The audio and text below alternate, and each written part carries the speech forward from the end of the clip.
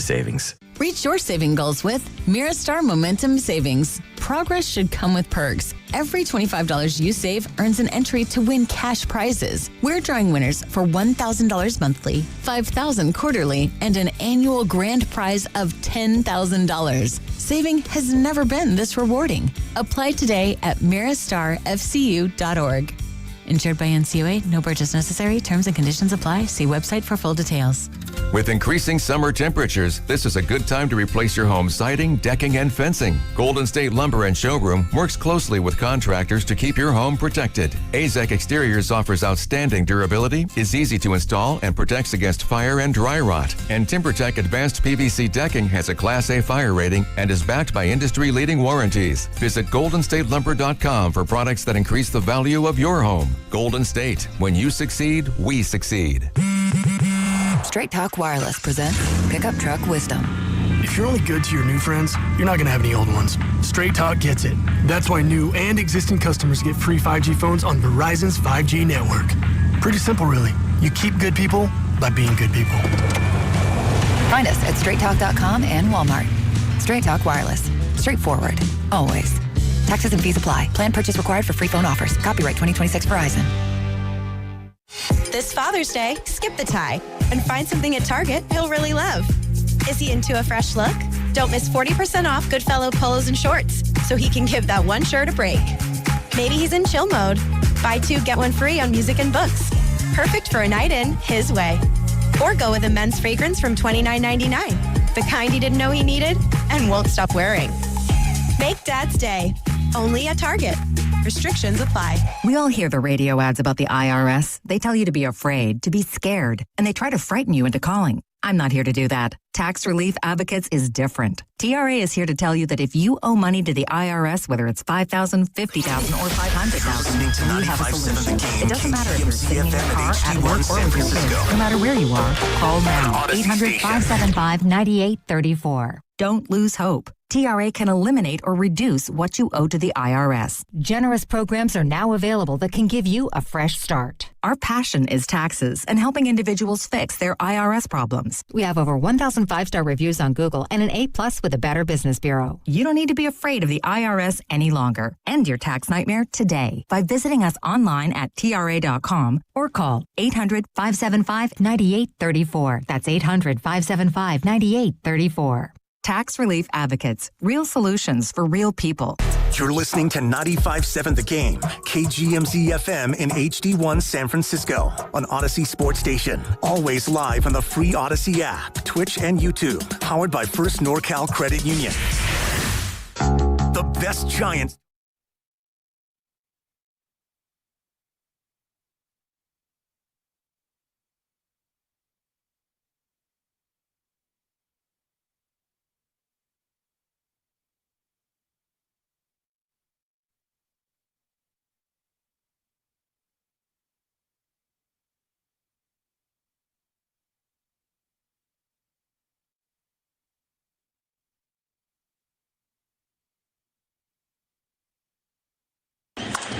Devers crushes one to right field. It is gone into the upper deck. Wow. Tie game. Whew. Hello there. Welcome into the Orange and Black Weekend Wrap. That was Dave Fleming on the call for NBC Sports Bay Area. Rafi Devers going deep for the 11th time this season. Tied the game up briefly for the Giants there. Again, going deep in, I believe that was the sixth inning where Rafi went deep there, and that one ties the score up at 2 runs. But that Giants bullpen doing Giants bullpen things. Yesterday was Sam Hench's turn to be the reliever who stepped in it. Again, so we'll be talking about that. It is the Orange and Black Weekend Wrap. Sam Lubman here, and no Dan Devone this morning. It's the great Carter Chickering. What's up, Sam? Carter? This is pretty cool. I feel like sitting in Devone's seat right now. I feel like I'm immediately get some cool points, right? Absolutely, yeah. You got big shoes to fill though when it comes to those cool points. I'd there. Say. I like OnlyFans. That's how we're starting this show off. Alrighty, that's how you set a tone. Steven Risotto sitting behind the glass, pushing all the buttons. Again, 888-957-9570 is the number. It is the Orange and Black Weekend Wrap. We take any and all Giants takes this morning. Whatever's on your mind with the Giants, call in. We'd love to hear your thoughts. Can't wait to hear from Richie and Mitch at some point during this show. They love calling in. I need a Richie take today. Again, last night, terrible. Everybody in the bullpen feels terrible right now. And again, the Giants falling last night 4-3, had a 3-2 lead going into that seventh inning, and then things slowly start to fall apart there. Sam Hentges comes in to start the inning, hits Estuary Ruiz, and then there's the bunt by what's our guy Sonosa. What's his first name? I'm spacing on his name as it doesn't load here. He gets the little slow roller bunt there. Javier Sonosa. Hentges doesn't get to the bunt in time. Now you got runners on first and second. And then you get the base hit up to Hicks. Then it's going Casey, sack fly. And now all of a sudden, a 3-2 lead turns into a 4-3 deficit. Classic Giants bullpen stuff, Carter. The bunt really pissed me off, Sam. It's one thing to pitch not well, right? But, like, when you're moseying your way up to grab the nonchalantly. Bunt, so nonchalant when you're kind of in a pinch situation like that, that really pissed me off, frankly. No, I was not thrilled about that, too. And Fleming said on the broadcast, Hentges is a big guy. He moves pretty well. And I think Tony actually said that about Hentges after the game. No, that was not the kind of urgency that you want in a situation like that. Of a one-run game, close game, you're the reliever trying to protect that one-run lead, and you just kind of saunter over and grab the bunt and then throw it to first too late for a guy who has a lot of speed. The Marlins have a lot of speed in this lineup. You got to be ready for that. Right. And you got to show more urgency in getting to that ball there. So, yeah, that was an incredibly frustrating sequence right there from last night. Especially when you just had such good offensive production in the inning before. You know what I mean? Mm-hmm. It's like, and this is a team they've struggled against. Like, I went to the series last year where they got swept at home by the Marlins. And you're just like, did we just lose to the Marlins? Oh, my God. I remember I went to that Wednesday afternoon game. Yes. I remember that. That was one of the uglier ones. Yeah, it's just like, is this real life? But, like, this team is giving them problems. And I just think you're going to come in, you're going to blow pitches. That's one thing. But, like, that looked like an effort issue to me yesterday. It's just not with some haste running up to the ball, for God's sake, right in front of the plate. There's an effort issue. There is a focus issue. You're coming in and right off the rip, you're hitting the first batter you face. Hits Estuary Ruiz, the former Oakland A, actually, by the way. He was in the Rookie of the Year running a couple years ago. I think he set the AL record for steals that year, his rookie year. I want to say it was 2023. That was his first year. Well, he had wheels. That would not surprise me. The problem with Estuary Ruiz, he couldn't do anything else. He could run really fast, but that's about where it ended. He couldn't really do the whole hit the ball with the bat thing, which is important. But you come out, you hit Ruiz, and so right off the bat, that's essentially a laid-off walk. Hit by pitch is basically a walk. And now you're already behind the 8 ball with the top of the lineup set to come up. Now you're first and second, no outs, and you're completely screwed. And it's just, we can all get angry. Why would you go to Sam Hentges there? Hentges, again, he is a lefty. He's got a 1.93 ERA so far this month, so he has been pitching pretty well. But I also think he's kind of gotten a little bit of luck, too. In that same time, Carter, he's got a 4.81 fielding independent pitching, or FIP, which is one of my favorite indicator stats in terms of, how realistic your ERA is. If your FIP is higher than your ERA, it usually states that you've gotten a lot of breaks going your way in the field. Your fielders have maybe helped you out a little bit and stuff like that. That's a great stat. It is. No, it's a very good predictive stat. And so the higher your FIP is than your ERA, it means you've probably been getting lucky and some negative regression is coming in the near future. And that's what happens. A couple walks, a soft base hit by Liam Hicks, a little soft sack fly by Owen Casey, and Giants end up losing. Casey, hell of a game yesterday. Owen Casey or Casey Schmidt? No, Owen Casey. Owen Casey, yeah. No, he was, a double short of a cycle yesterday? Yeah, he did go deep, in the first inning. He launched that one off of Landon Root. I think he was a double short of a cycle yesterday. Did he get a triple? I don't think he got a triple. No, he was a triple short of a cycle. He was a triple short of a cycle. Owen Casey, 3 for 3 yesterday. And I don't know what happened. To start the show off, I looked in one of the lights here, and I got the shining lights flashing in my eyes right now. So that's fun. I know. Luckily, it's radio, and I don't need to see anything. No. Owen Casey was just an absolute problem. So many of these guys in this Marlins lineup, they got a lot of pesky hitters in this lineup. They really do. And they got a pitching staff that's pitching really well this month. Yeah. So, Sam, for the Henches thing, in your mind, did you have another reliever you would have liked to see go in at that time? I don't know, because, this bullpen right now is just such an adventure right now, and whoever you want to pick. I don't know. I don't think you're going to Eric Miller in that situation. I think you're trying to save him for the 8th inning. You want Caleb Killian in the 9th inning. Dylan Smith did pitch on Wednesday, but I don't know how confident people are feeling in Dylan Smith these days. Then after that, you don't really have any high leverage guys you can go to. Matt Gage just got roughed up the other day. I don't know if you're really going back to him right now, though. Gage has been one of your more reliable lefties in this bullpen. He's been one of your more reliable relievers in this bullpen. So I guess if I had to pick a different name, that's probably the name I would go to. But at the same time, it's just when you're going off of what the performance has looked like of late, and we can hear from Tony Vitello later in the show about why he went to Henches there. You're prepared for potential pinch hitters coming up at some point as well. Henches does have the ability to get righties out as well as lefties. I think it's tough, Carter.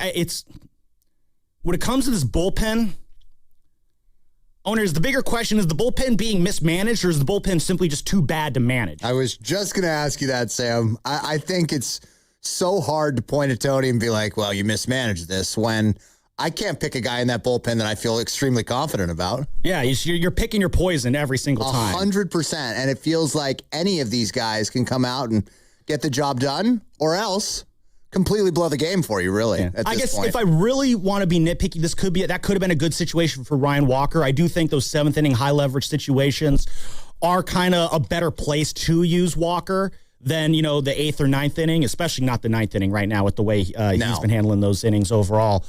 But again, it's just at the same time, though, you got to come in and execute. And if Henches comes in and actually hits the strike zone instead of, the batter, right, we're having a different conversation possibly this morning where the Giants are looking at their first 4-game winning streak of the season. Instead, Carter, we're asking the same question we're asking all year long. Why the hell can't this team get any momentum going? Well, they could still win this series. I think if they win this series, it would still mean a lot to me as a fan, at least. It would just mean maybe they are getting over the hump against, this team, the Marlins, that have given them such trouble. We've kind of seen it with the Dodgers this year. At least that's been a bright spot of the year, is that they've been able to beat the Dodgers. So you kind of have to pick and choose the bright spots this year and go with it. And I think there are a couple of them, frankly, that we don't talk about enough, Yeah, I obviously, one of those bright spots, 2 of those bright spots actually are Bryce Eldridge and Luis Arias. And again, Bryce has been in the 2 spot for less than a week now. He got moved there during the Cubs series last weekend after he hit that grand slam. And yesterday was the first time that Bryce did not get a hit in the 2 spot. In fact, Luis Arias and Bryce Eldridge combined 0 for 9 last night. Bryce 0 for 4, Arias 0 for 5. And when you don't have your table setters getting on base, it is hard to win baseball games, but that's just going to happen. Like Bryce and Luis, we're not going to get hits every single game for the rest of the season. That's just not how baseball works. No, and you got support from some of your big money guys. Devers hits the home run, and look, let's be honest, the season cannot be based on those 2 carrying you, right? You need more production from that middle of the lineup. And when everything's working together, you get great games like the 18-run game we had a week or 2 ago. And then when you're scoring that much, the pitching doesn't matter so much. But the problem is they're not getting that. And we're now depending on Luis Arias and Bryce Eldridge so much as fans, I think. It's making it hard for the Giants, right? Well, it's you're so focused on the few positives that you can find in this lineup and the fact that we're looking at those 2 to kind of carry the lineup. But you still had your 3 big-name bats in the lineup yesterday, too. Matt Chapman goes 0 for 3 with a couple strikeouts. Rafi, obviously, with the home run. Adames with a quiet 1 for 4, though Adames had a ball hit at one point out to left field that you thought was going to be gone, but Giants had a couple of those last night. Susak had, that almost grand slam that Susak had. Oh, my gosh. That was the 2nd inning. We didn't even need it to go out. It's just like the jumping catch there. It's like, just go over his head and hit the wall. You know what I mean? Like, at least give us those runs, but no such luck. Tough for the Giants there. You're right. They did have a couple that you thought, and it's just the amount of times they've had the table set and they weren't able to get it done yesterday. those missed opportunities there that just keep coming back to haunt them. Again, they had chances in the second inning. They had chances in the third inning. They had chances to even add on to it more in the sixth inning. They played a couple runs in the sixth inning, and they have a lot of runners on base there. They're not able to bring things around. Luis Arias grounds out to Sonoha, to Liam Hicks, and to end that sixth inning there when you had a chance to add more runs on. And then after that sixth inning, Carter, they did not really get any other base runners there. They went down pretty quietly. 9 up, 9 down after that sixth inning there. So that was their chance to do it. And it's the fact that you got that, punch in the mouth in the bottom of the sixth inning when the Marlins take the lead there. Or sorry, that bottom of the seventh inning when the Marlins take the lead there, and just no response from this team. Well, and that's kind of a lot of times this year been the story of the season. Through the top of the third, Sam, I have written here in my notes, runners left in scoring position for the second time through the top of the third. You had a guy on second in the first, I think, and then you leave a guy on third in the top of the third. And I have written next to it just the F word because I was just so appalled, basically, at this point in the game to already have so many guys, in scoring position left.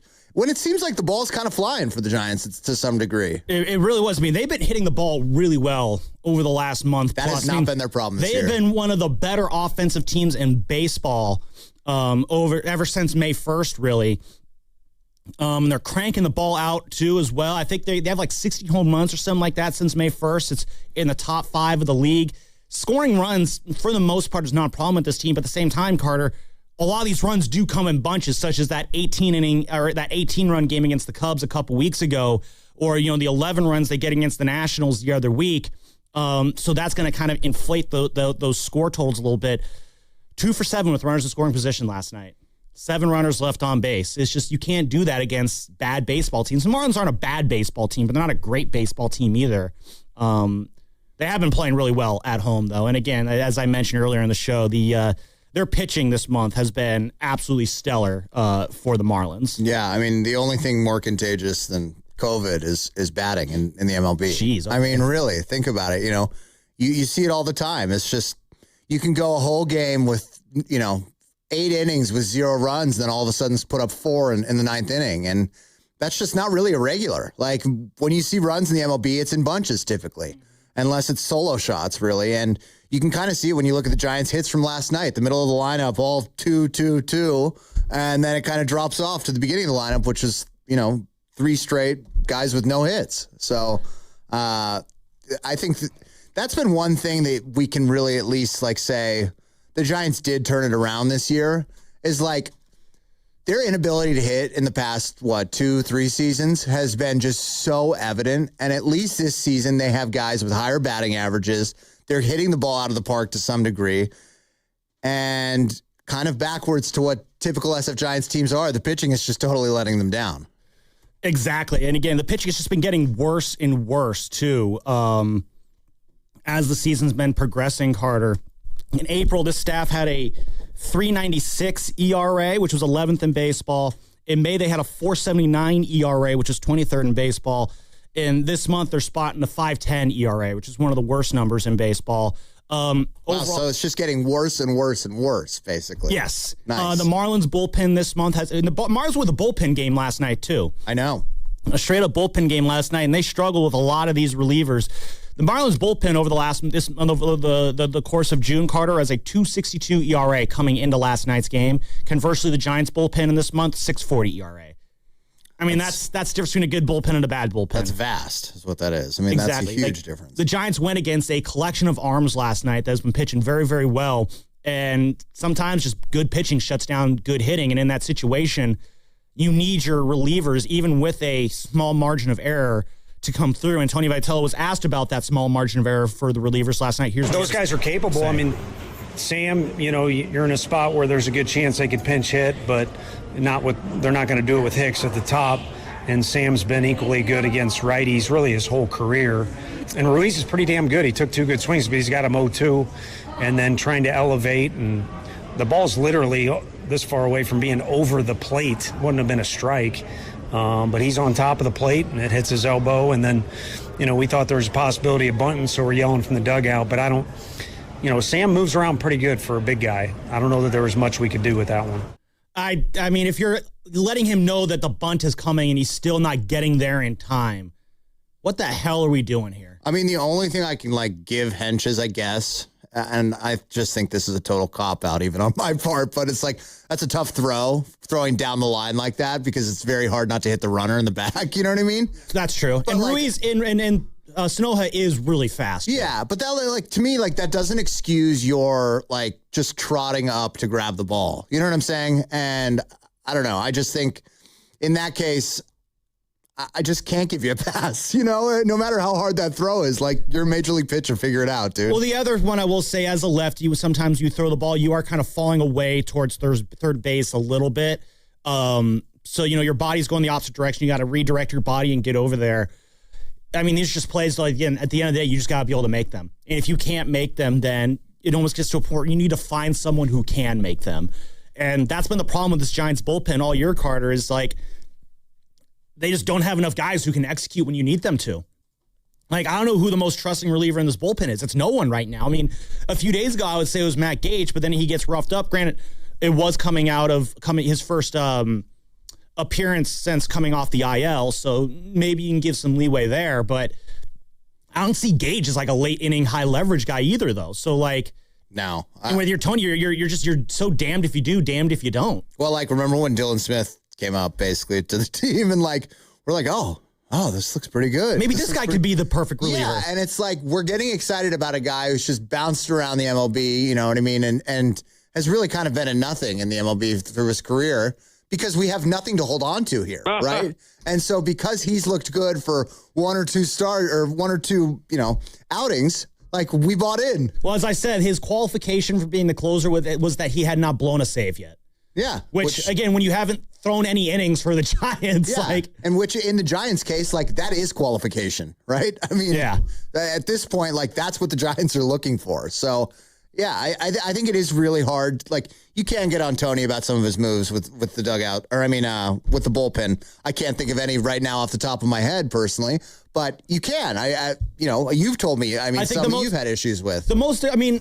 Having Keaton Wynn go 3 days in a row, that was pretty bad. Right. The amount of times he has relievers pitch across innings was pretty rough. But as far as who to bring in when, I don't think there's ever really a right answer on any given night. No, and that's why where there has to be some leeway with him, right?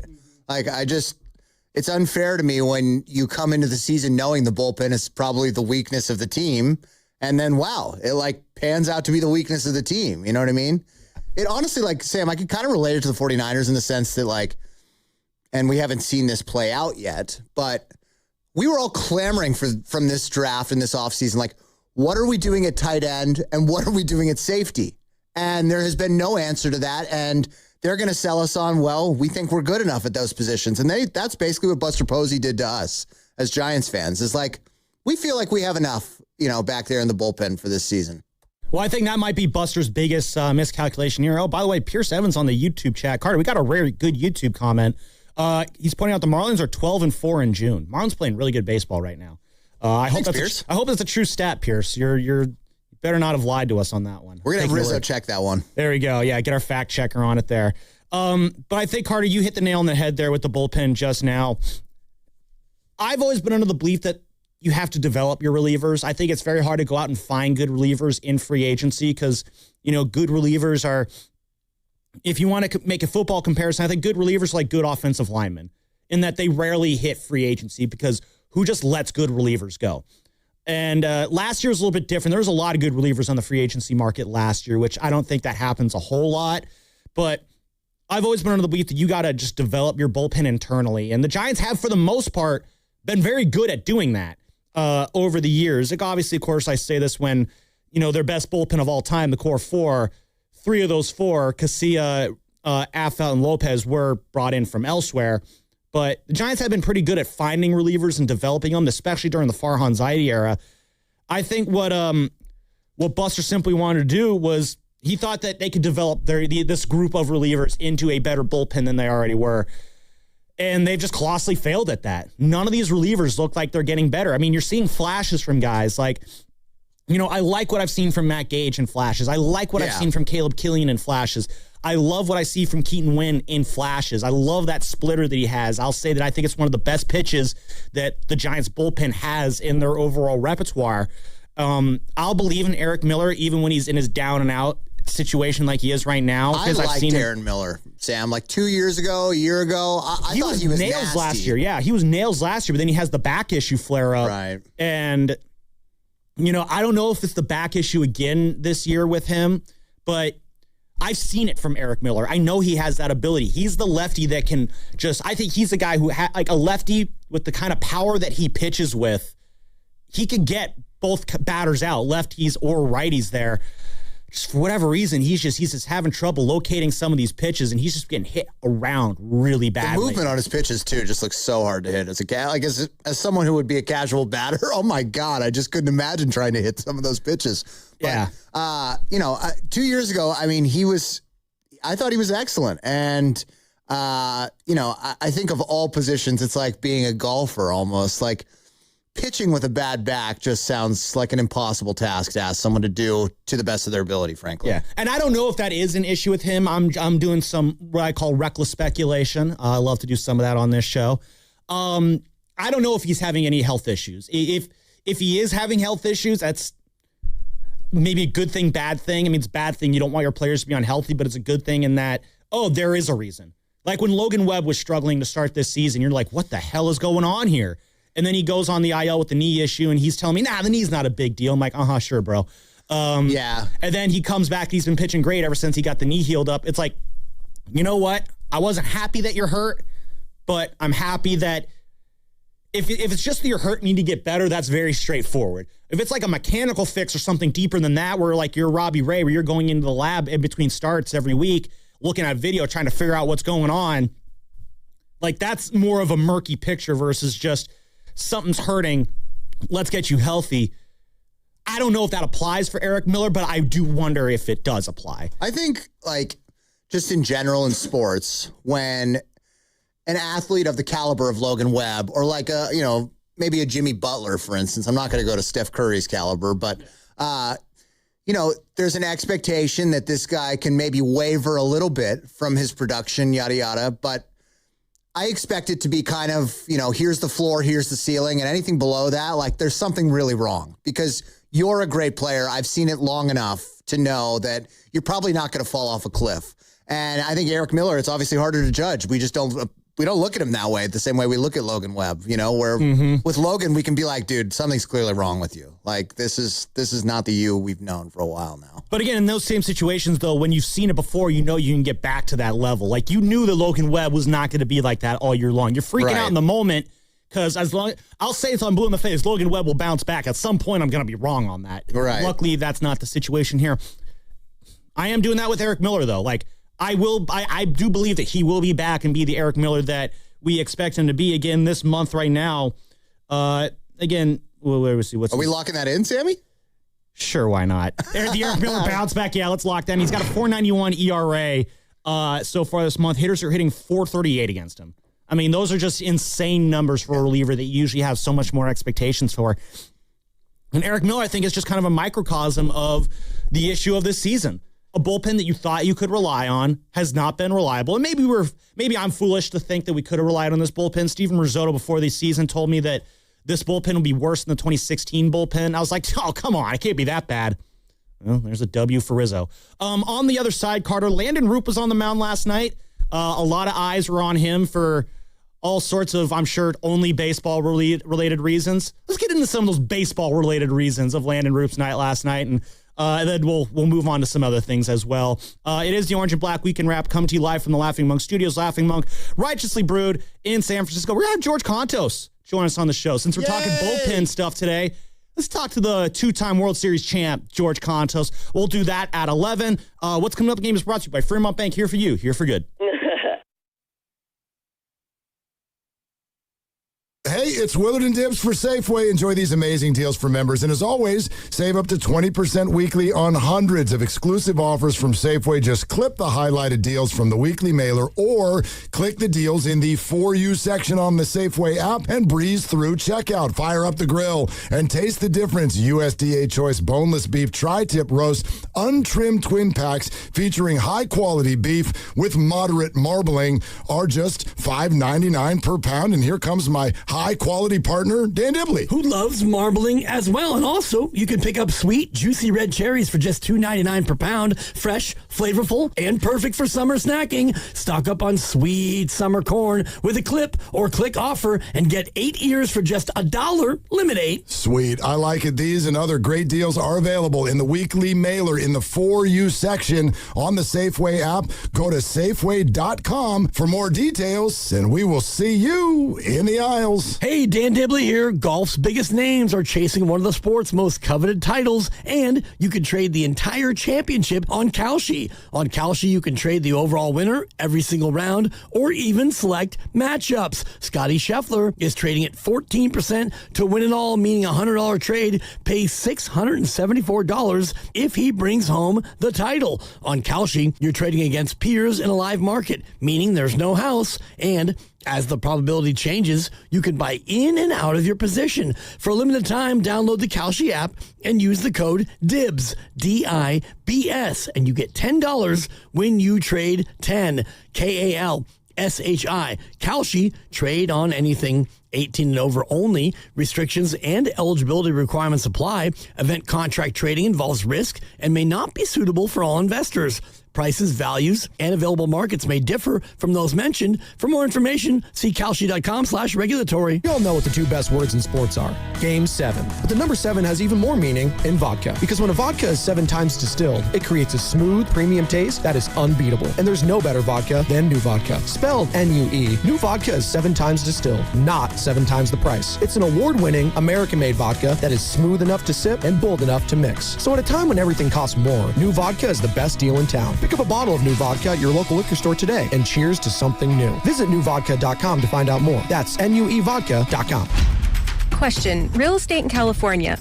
What the Seriously, can someone help?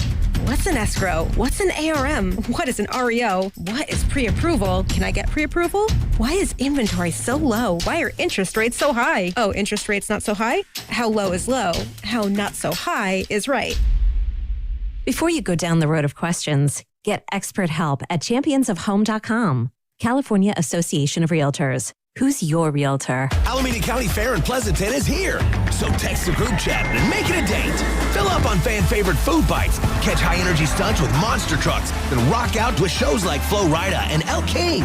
Visit AlamendaCountyFair.com today. If you're still using a sports book to bet on the soccer tournament, you're getting robbed. Delete that app and join the millions using Polymarket. Polymarket is a prediction market, not a sports book. Trade against other fans, not the house. Polymarket, your go-to prediction market for soccer's biggest stage. Available in all 50 states. Download the Polymarket app. Use promo code BLAZE to unlock $50 free for your first trade. That's promo code BLAZE. Trading not available in all jurisdictions. Check local regulations before trading. Restrictions and eligibility apply. This is Vanessa Deniston, senior attorney at the Dolan Law Firm. The Dolan Law Firm handles a diverse line of cases from personal injury to employment law. We're proud to say the Dolan Law Firm is just as diverse in our attorneys and staff. The Dolan Law Firm consistently achieves outstanding results with over $1 billion in verdicts and settlements. The Dolan Law Firm, the best, most diverse personal injury and employment law firm we hope you'll never need. Contact us at dolanlawfirm.com. Want to talk about low testosterone or impotence? No way, right?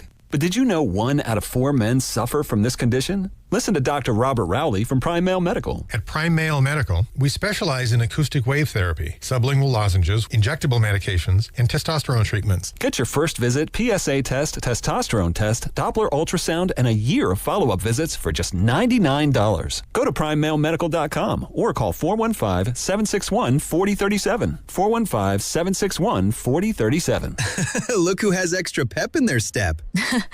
Well, I just finished my to-do list. Gas tank is full, tonight's dinner plans are set, grocery shopping is complete, and I even got everything for those barbecues and pool parties we have planned. You know what's even better? What? Every one of those stops gets me a bit of money back. How are you doing that? By using Upside. Upside? What's that? It's a free app where I earn cash back on gas, groceries, and dining out. They even gave me a cashback bonus on my first grocery trip. So that extra pep comes from all that cash back. Looks like I need to download Upside. You really do. Earn cash back on errands and everyday essentials. Download Upside and use promo code TUNEIN5 to earn an extra $5 cash back on your first purchase at one of over 100,000 available locations. That's promo code TUNEIN5 for an extra $5 cash back. Remember, use promo code TUNEIN5. Offers vary by user and location at participating merchants. Go to upside.com for terms and conditions. Join us on Tuesday, June 23rd for our draft party and special live broadcast with Willard and Debs inside Laughing Monk Brewery in San Francisco from 2 p.m. to 6 p.m. We'll be bringing you up-to-date draft coverage. Plus, we'll have a ton of prizes. For more info, visit 957thegame.com.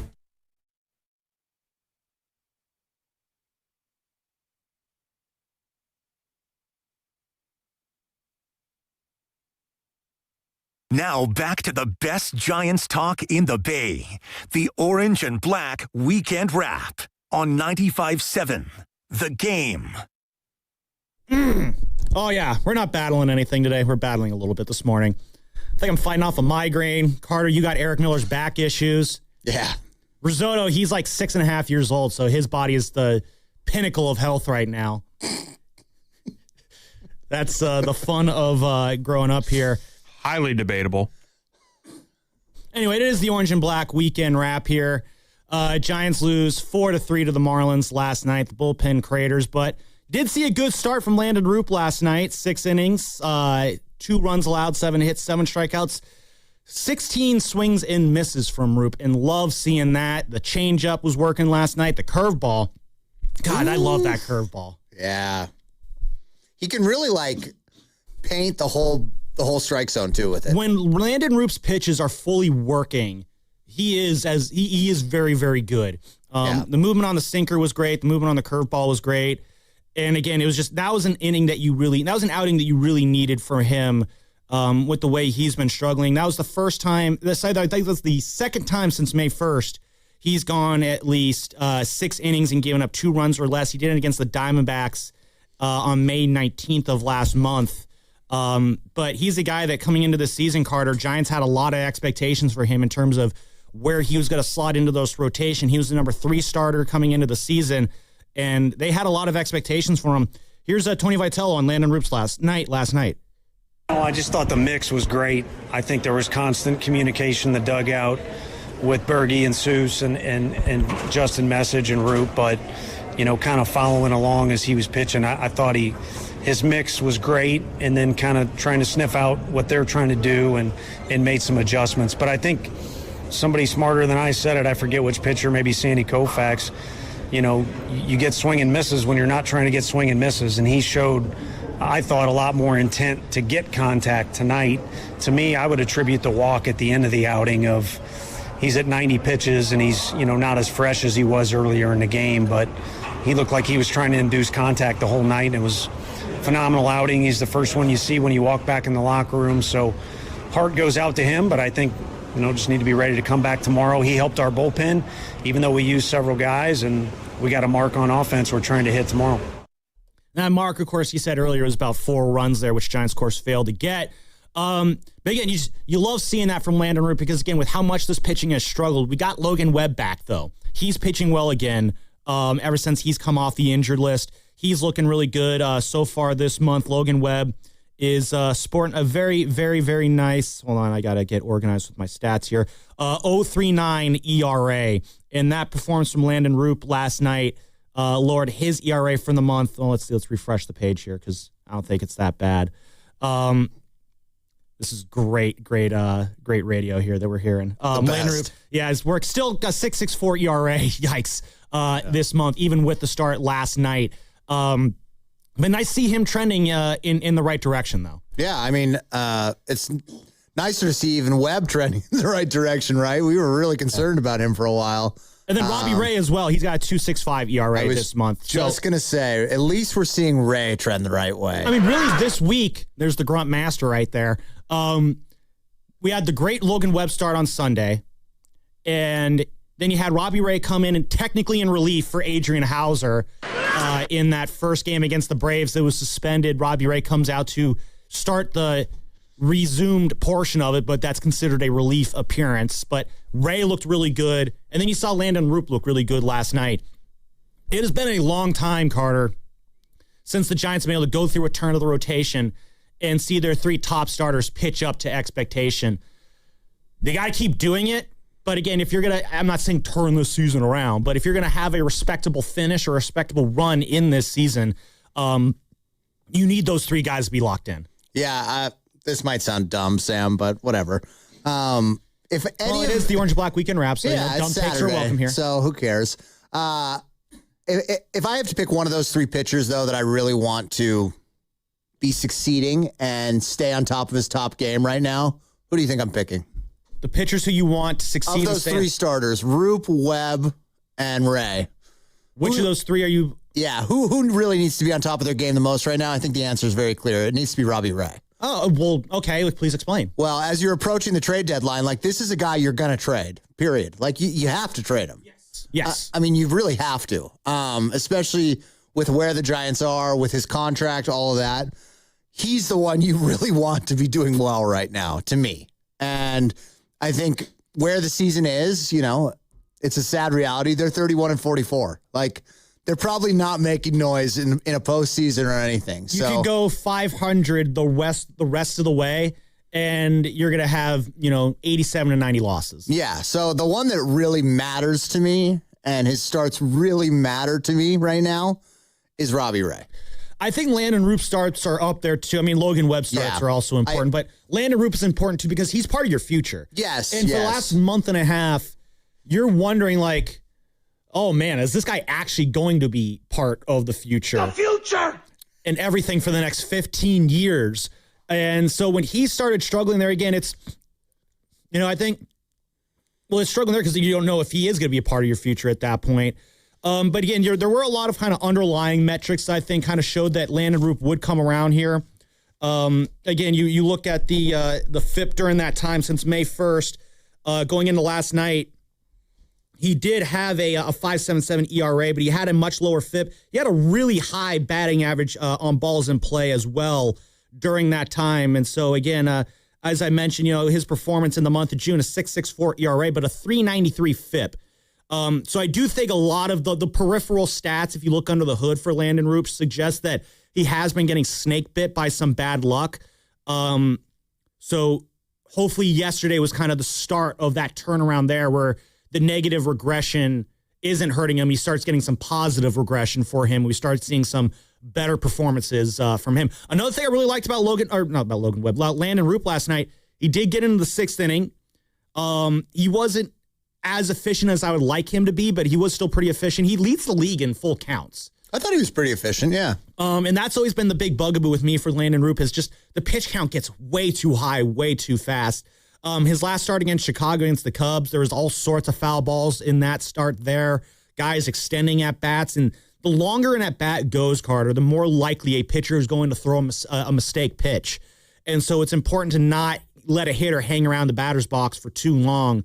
I'm curious, so what did you think of Tony sending Landon out there in the top of the 6th inning? He had, I think, 86 pitches at that point going into that 6th inning there. And Tony even mentioned that, he was getting a little bit tired there in that 6th inning when he started losing command. When you saw him on the mound in the 6th inning, what was your initial reaction there? I mean, I was fine with it. I felt like really his one kind of real mishap was in the first. You know what I mean? And it was pretty steady throughout. I'm trying to remember their second run. Was that Roop? The 2 doubles down the line? Yes, that was in the 5th Roop inning. too. Yeah. I think you got to let him. Sanoja doubles, Liam Hicks grounds out, then Owen Casey doubles as well. I mean, look, it's hard for me. Like, you got to get on a pitcher. Obviously, if you throw 2 doubles, that is on you. But at the same time, like, those were literally right down the line. I mean, those were fantastic hits. Let's just call it what it is. You know what I mean? And I just think, like, you give up 1 run there. Like, give him another shot. Why not for the 6th? I don't have a problem with it, especially when you look at this bullpen and you're like, who the hell do I go to here? You know? I do like when Tony's done this a few times this year when he sends guys out. He did the Trevor McDonald a couple weeks ago too. I think that was against the Diamondbacks he did this, where it's almost like he's trying to show you, hey, I believe in you. Like, go out there and prove my belief. And I think, Sam, in this sport especially, to me, I think this sport is so mental in a lot of ways, batting and pitching, right? And I think that's hugely important to me, is just having the faith of my manager behind me. And that extra inning, it could maybe break the team, but as we said, the options behind him are not great anyway. So you might as well tell him, look, kiddo, get back out there. You got this. And again, so Landon Roop comes in last night. He gets in the 6th inning, and he gets Otto Lopez to ground out to start that inning. And he was going away on Lopez in that at-bat. Was able to get there. Then Jacob Marcy walks. And at that point, you're like, all right, now it's showtime. Because when you know a guy's struggling, and he was missing bad. He had like 6 straight balls at one point there, 4 to Marcy. And then Connor Norby comes up, gets into a quick 2-0 there against Norby. In that situation, you're like, uh-oh. Pull the plug. This is starting to go the other way here. Let's get the bullpen going, because that's the thing. If you are going to send Roop out there when you know he's starting to run out of gas, the pitch count's up high for him, he's been struggling the last month and a half, you got to be ready with a quick hook. And when you give up the walk there and you saw, then you go 2-0 to Norby, what I thought was kind of interesting, you saw Luis Arias and Matt Chapman come over and talk with Landon Roop. You didn't see Daniel Susek get out of the squat and go talk with him. Now, part of that was because I think they were worried about, I don't think there was a guy on second at the time, so they didn't have to worry about that. So they didn't have to worry about signs or anything. But it was probably just a matter of, hey, get this guy to, Chapman probably said, hey, get this guy to hit the ball to me, and we'll get out of this inning. And sure enough, that next pitch, sinker low and away to Connor Norby out of the zone, and Norby just gets a little too excited, hits a little chopper to third, Chapman able to turn the double play, and Tony's faith in Landon Roop ends up getting rewarded, and I'm curious if that's ends up being a little bit of a confidence boost for this young pitcher. It's incredible what a double play can do for a pitcher. They call it a best friend for a reason, right? Yeah, it really is. I think Roop did a good job yesterday. Obviously, it was a very important outing for him, considering what's been going on in the news around him. I think that he kind of, that is not a game you want to come out and lay an egg. Let's just put it that way. And the reality is, I believe his next start will be Thursday afternoon against the A's. That will be in front of the home crowd. That'll be his first home start. How do you think his reception will be here? Oof. I don't know. I really don't know on that one. I feel like it can go either way. I think I agree with you. I'm not sure, but I think it could go either way, too. And I don't think he talked after last night's game either. We only got sound from Tony after last night. I don't think he talked either, which it's usually, at minimum, you're going to have the manager and the starting pitcher talk after every game. So curious that they didn't have him talk last night. Or maybe they did, they just didn't post the video or anything like that. Regardless, I don't want to get too into the weeds on that stuff there with Landon Roop. But I will say, Sam, though, I do think I was a little impressed at how, it's a big story. I mean, it really is. It's national media stuff. And if you type in his name, it's everywhere. And I think I was impressed that it seemed to not make him waver last night, to me.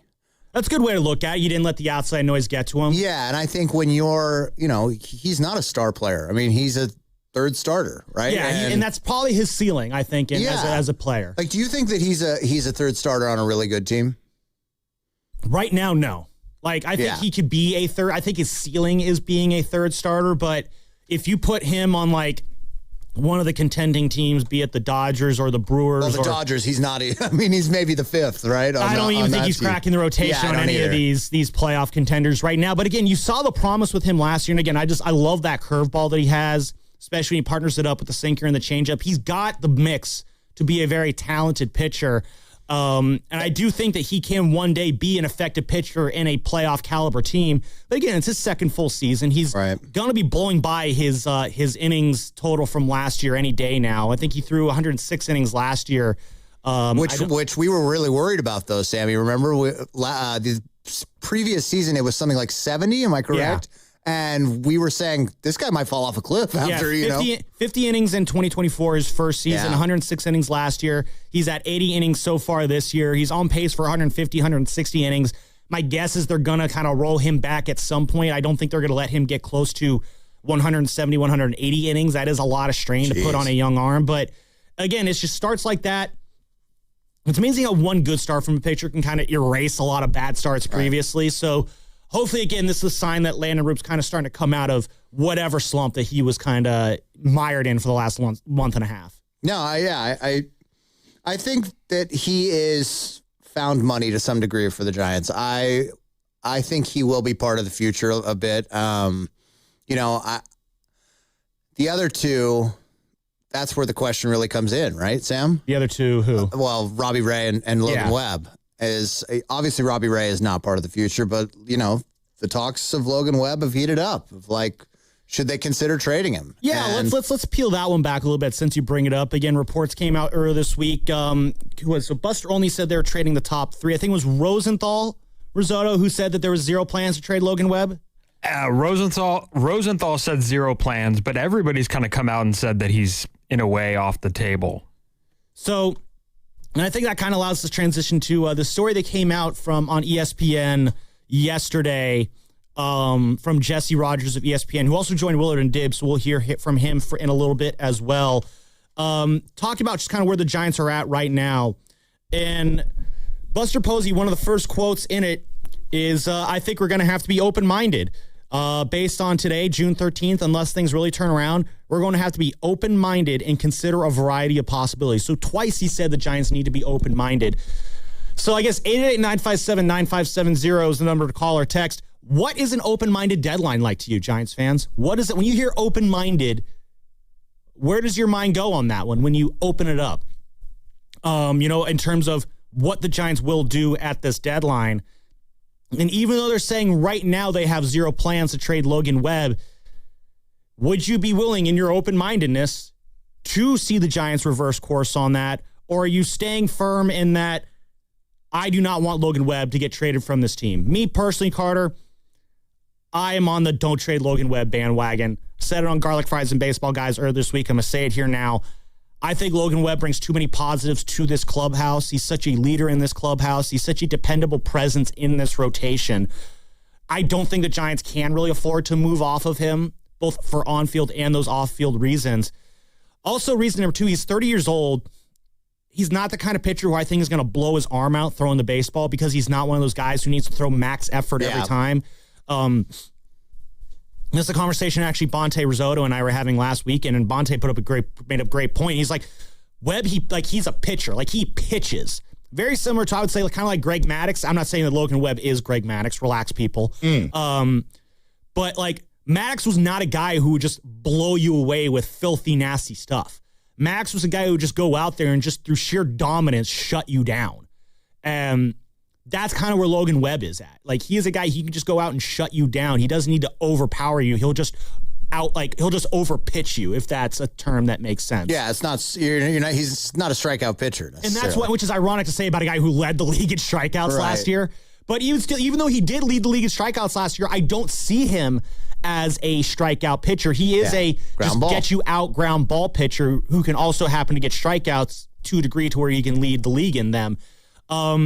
It so boggles my mind that people just don't see him as an ace. It really does. I know I said yesterday I don't think he's one of the 5 best pitchers in baseball. I think that's more of a credit to the 5 pitchers above him than it is against Logan, but... Well, how many times do you need to finish in the top 5 of the Cy Young before people wake up? Yeah, I mean, it's a ridiculous statement. I mean, there's just that's the whole National League they're evaluating. It's just if that's not your ace, then who is? I think you can look around the league. I think half the teams in baseball, Logan could probably slot in and be their number one. Yes, I agree with you 100%. So he's absolutely one of the best pitchers in baseball, and the fact that the way he does pitch, I think will allow his body to age pretty well. Now, he has thrown a lot of mileage on that arm. But the fact that he's not throwing a ton of strain on that arm compared to other pitchers like Paul Skeens or Tarek Skubal, those guys can just blow absolute gas by you. Yeah. But at some point when you're throwing so hard, so long, there is a risk for arm issues to pop up or elbow issues to pop up. I don't think that's going to be an issue for Logan Webb in the future. So the reason why I'm not trading him is that he's a guy who I think can help this team out for the next, not just the next 2 years of his contract, but for the next 4, 5, 6 years, which will put him, his timeline matches up, I believe, still with the Giants' overall timeline of future contention. Wow. Yeah, that wouldn't shock me. I guess where my head goes immediately is the leadership part of it, because I agree with you. I think that I want to keep him because he seems like the real leader in that clubhouse to me. He just seems like a guy who's been here. He gets it. He was a fan of the Giants prior. Not that really matters in being a leader. Fan. Oh, did he? I didn't know that. I thought he was a Giants fan. No, he grew up a big A's fan. We talked a lot about him going to the days of the Coliseum, and he's also a Raider fan too. Yeah, well, obviously. A local boy, that counts. Yeah, out in Rockland. And I look at him as the leader in that clubhouse. To me, no, he absolutely is. Like, do you look at Willie Adames as the leader? I think he's one of them. I think him, Chapman, and Willie. Chapman is. Him, Chapman, and Willie are like the triarchy of leadership in that clubhouse. I think Chapman and Logan probably more so than Willie, though. That's the way I feel, Sam. I do think Willie is a tremendous influence on the Latin players in that clubhouse. Really? Oh, yeah. I mean, Willie, sorry, yeah. Yeah, Willie and I like seeing him, Luis, Rafi, and Elliott together. That's a fun little quartet right there. What was that? Webb is not the one that's the leader among the Latin players in the clubhouse. Yeah, that's what I thought you said at first. I was like, really? Yeah, you're right. You're right. I slipped the Willie in there no. a little too quickly. That makes sense. Grab that one. That's actually a good point, Sam, is that they have Willie for the Latin players to be the real leader. And you can see that, obviously, like he connects. I got to tell you, though, I'm sick of the Willie Adames experiment here in SF. Why personally. is that? I just to me, the optics of the throwing the water, or, the Gatorade on people. Yeah, he's been doing that a whole lot lately. No, I know. Of course, it has to be after wins, which he's been a little suppressed lately. I hate it. Yeah, I don't know. It just bothers me. Is that wrong of me to say? I think it's. If we were winning, yeah, of course, then Willie throwing the water cooler on people would be the greatest thing in the world. I don't want you to be even 500 doing that. You know what I mean? Well, it's how much fun are you allowed to. That gets into the question of how much fun you're willing to have. Can you have when you're losing? Yeah, I mean, you can have fun as a fan when you're losing. I don't want to see you having fun as a player when you're losing. I mean, players got to keep things loose too. No, you're right. You're right. And I think and we're gonna get into this Jesse Rogers story a little bit more here. Because one of the things that get talked about a lot in this story is the frustration and tension that's been in this clubhouse. And so I do want to get into that in a little bit. Can I play devil's advocate real quick on that? On which one? Webb on or Willie? The Willie Adames thing and having fun while losing. My thing is that's just who Willie is. Yes. That's number one. Yeah. And number two is usually when you're having, a guy pour Gatorade on a player, they're not losing. It's in a win. So the idea of having fun while losing, that particular night, they're not losing. So I feel like you should be able to, show some personality a little bit. You can't have a clubhouse descend into darkness. Yeah. In a bad season. I think a great example is 2017 Giants. That was a team full of guys who we embraced as winners. Buster was still on that team. The Brandons were still on that team. Pence, Pablo came back that year. You still had Kane and Mad Bum were on that team. You still had most of your relievers. I think Lopez was still on that team. I don't think Romo was on that team at that time. And Bochy obviously was still the manager. I remember Bochy saying that things got so just dismal that season that he had to put a ban on phones in the clubhouse after a certain X amount. I think it was hour or two before the game, no phones in the clubhouse, because he would just come in and just everyone was so retreated into their phone. Yeah. And you never want to be in that kind of a situation where things are so bad that everyone's just, and I go into the clubhouse these days and guys are always on their phone, but it never feels to a dark level of it. And so you do need to find 162 games. You're at your own detriment. You need to find ways to keep levity on the team throughout the season. Right. And I do think Willie is very good for that. Now, again, I guess people roll their eyes, and I think it was it Richie or Mitch last year who called Willie the $180 million cheerleader. You know what, though? I mean, part of the reason why Buster brought Willie in, and again, I bring up what Larry Bear said for the 148th time, he's a culture carrier. And I think that having a guy who can keep, a little bit of a light in the darkness of this season like Willie can, it's hard to quantify it, but I think it does matter. Let's keep this conversation going on the other side. What does an open-minded deadline look like to you, Giants fans? 888-957-9570. is the number to call or text. Brought to you by Fremont Bank. Here for you, here for good. So, how's your research going? Surprising. After I figured out the top-rated TVs in our price range, I went shopping for deals. And who's the best? It wasn't the internet, and it wasn't the warehouse club. But? It was video only. They had better deals on the Samsung, LG, and the Sony TVs that got the highest scores. Better than online and at the club? I know. Video only beat them all. And now we can afford an even better model for the same price. My research really paid off. If we buy it video only. Exactly. Otherwise, we'll be sorry. At Video Only, you won't find huge stores with refrigerators or microwaves, but you will find the best deals on top-rated TVs, soundbars, and monitors. Shop around. Just make sure you visit Video Only, because if you don't, you'll be sorry. In Mountain View, San Mateo, Union City, Dublin, and San Rafael. Video Only. What if you could have the most reliable fiber-powered Wi-Fi? And get this, what if you could keep it at the same price for 5 years? During the Xfinity Summer Savings Event, now through June 22nd, new customers can get our best price on gig Wi-Fi, just $50 a month for 5 years. And get online in minutes with same-day Wi-Fi. It's Wi-Fi that finds and fixes problems before you even notice them, like super intelligent Wi-Fi with a sixth sense. Plus, add one line of Xfinity Mobile Select and you can save an average of $60 a month over Verizon and AT&T. You can even try it free for a year. Lock in your price and unlock the possibilities during the Xfinity Summer Savings Event. Get it now at Xfinity.com. Xfinity. Imagine that. Restrictions apply. Requires paperless billing and auto pay with stored bank account. Taxes and fees extra. Savings based on 1 gig internet and 1 mobile select line compared to similar Verizon and AT&T plans over 5 years. After 12 months, regular rates apply to mobile select. Xfinity internet required. Speeds vary. Use of fiber coaxial cable. Okay, class, let's begin. Love your boots. I just sold a pair like that on eBay. Oh, really? Yeah, it took like 2 seconds to list and they sold almost immediately. I've been selling everything lately. Some chunky boots, a faux fur coat I never wore, and a vintage chair that was more of an expensive clothing rack. You know, I actually bought these on eBay. Wait, are you Kitty Sell Stuff from Brooklyn? Okay, quiet, please. Find what you love, sell what you don't. eBay. Things people love. Father's Day? Go big for Dad. Celebrate Father's Day with 5 courses fresh from the Wok Fire. Enjoy a 5-course celebration experience starting at $89.99, featuring premium entrees like New York prime strip steak tataki, oolong chili and sea bass, and lobster and prawn fried rice. Bold flavors, sizzling favorites, a meal made to impress. Because Dad deserves more than just a dinner. He deserves a celebration. Celebrate Father's Day with some sizzle.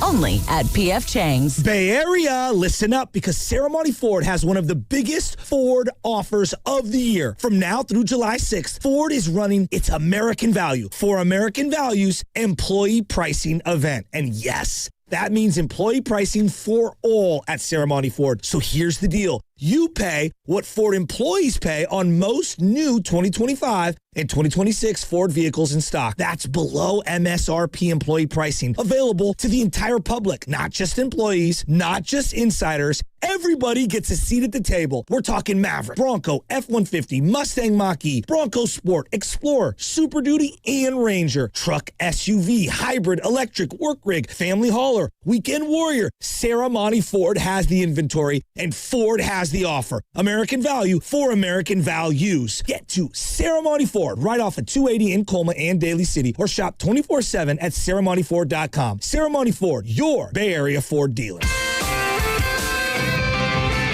1-877 Cars for Kids. KARS Cars for Kids. 1-877 Cars for Kids. Donate your car today. 1-877 Cars for Kids. KARS Cars for Kids. 1-877 Cars for Kids. Donate your car today. Ready to get rid of that old car? Donate it to Cars for Kids. Call 877 Cars for Kids to speak to a friendly live agent. Donation is super easy, and your car can be picked up as soon as tomorrow. Go to carsforkids.org now, or call 877 Cars for Kids to donate your car today. 1-877 Cars for Kids. KARS Cars for Kids. 1-877 Cars for Kids. Donate your car today. Did you know you can donate real estate too. Go to carsforkids.org. That's cars with a K. Attention. Have you racked up $10,000 or more in credit card debt? Are you barely getting by making minimum payments? With credit card debt reaching all-time highs, National Debt Relief is notifying consumers about significant debt relief options currently being made available to help those with overwhelming credit card debt. These options may reduce a large portion of credit card debt for those who qualify. You don't need to declare bankruptcy or take out a consolidation loan, and you may only have to pay back a fraction of what you owe, even if you have bad credit. National Debt Relief has already reduced the credit card debt for more than 550,000 consumers. So don't wait. If you owe $10,000, $20,000, or even $100,000 in credit card debt, you can now take advantage of this financial debt relief as the cost of living continues to skyrocket. To check what debt reduction you may qualify for, call 800-358-6868. That's 800-358-6868. Again, 800-358-6868. You're listening to 95.7 The Game, KGMZ FM in HD1 San Francisco on Odyssey Sports Station. Always live on the free Odyssey app, Twitch, and YouTube. Powered by First NorCal Credit Union.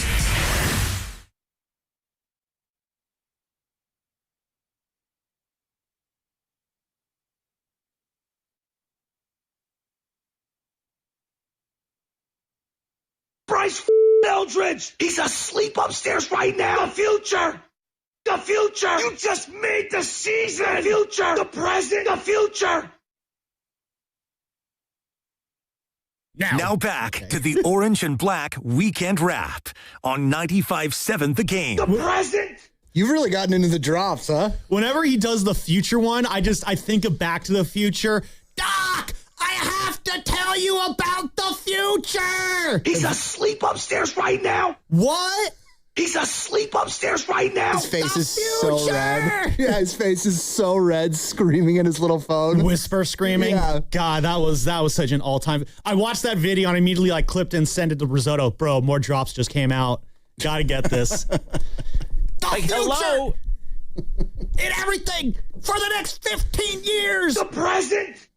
Yeah, Shasky and Brandon Ayuk have been just the gifts that keep on giving when it comes to drops. I did not expect this show to have a Brandon Ayuk and Joe Shasky have something in common. Yeah. Stating a little cat. In that, here we are. Little ass boy.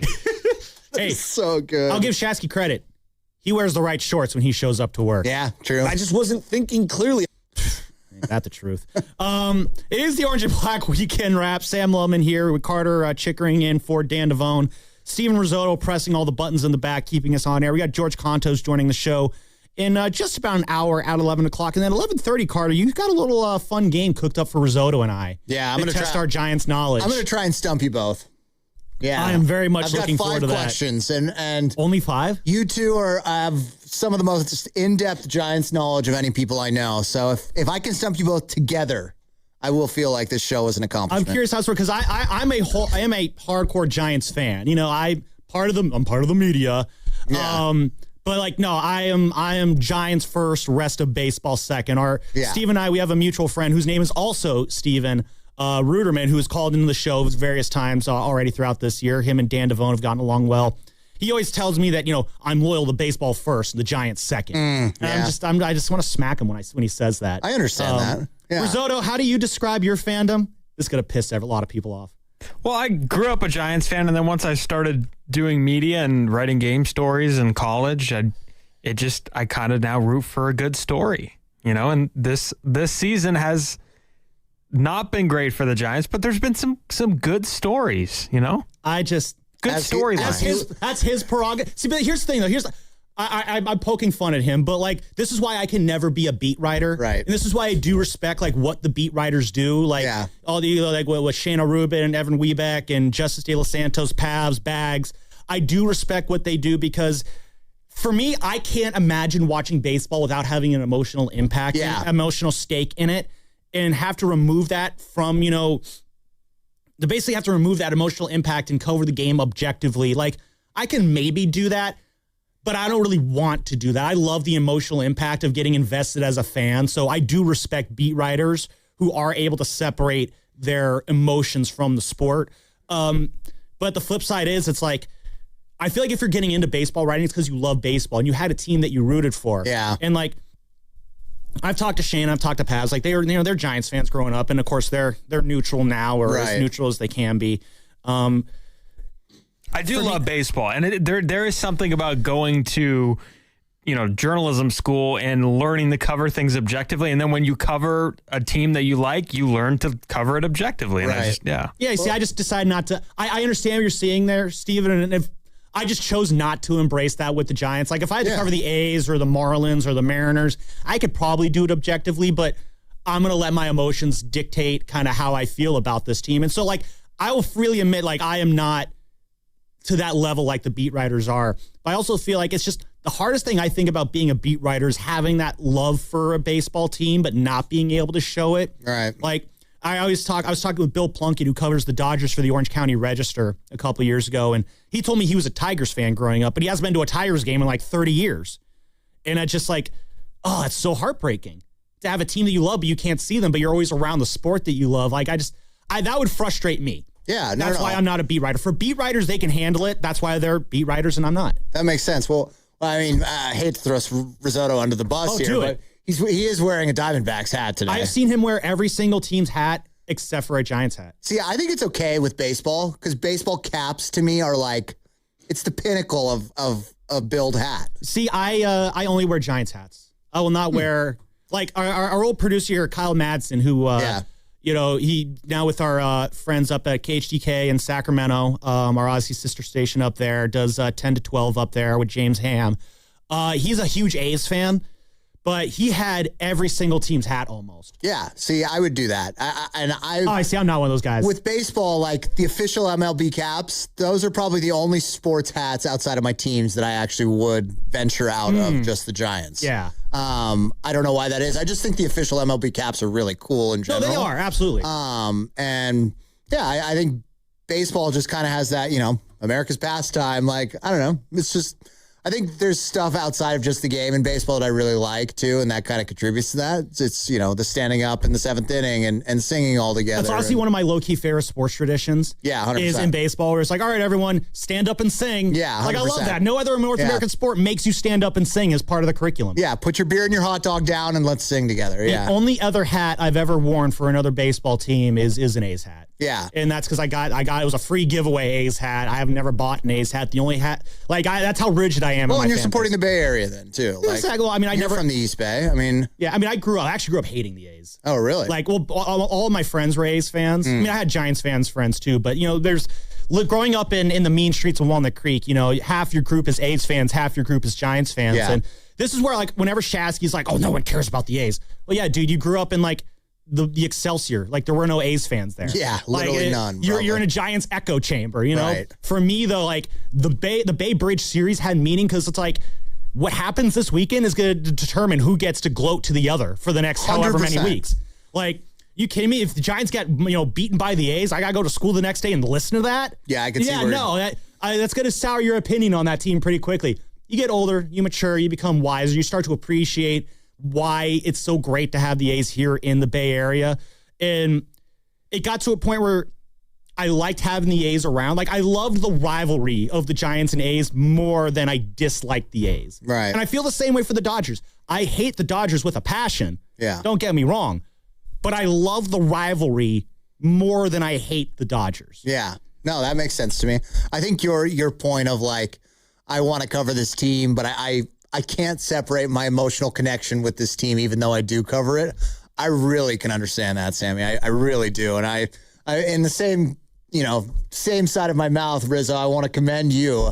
I'm proud of you the way you have been able to separate it at your age. I think that's really impressive. But for me, like, I kind of grew up with my grandmother and my dad, like, were sicko 49ers fans. Like, my grandma had all of her towels embroidered with the SF logo on them in the bathroom, for instance. Like, that's pretty cool. Yeah, like really intense 49ers fans. So at the age of 3, I'm watching the games. You got indoctrinated early. Yeah, she was like, sit down, we're watching the game, you're not playing right now.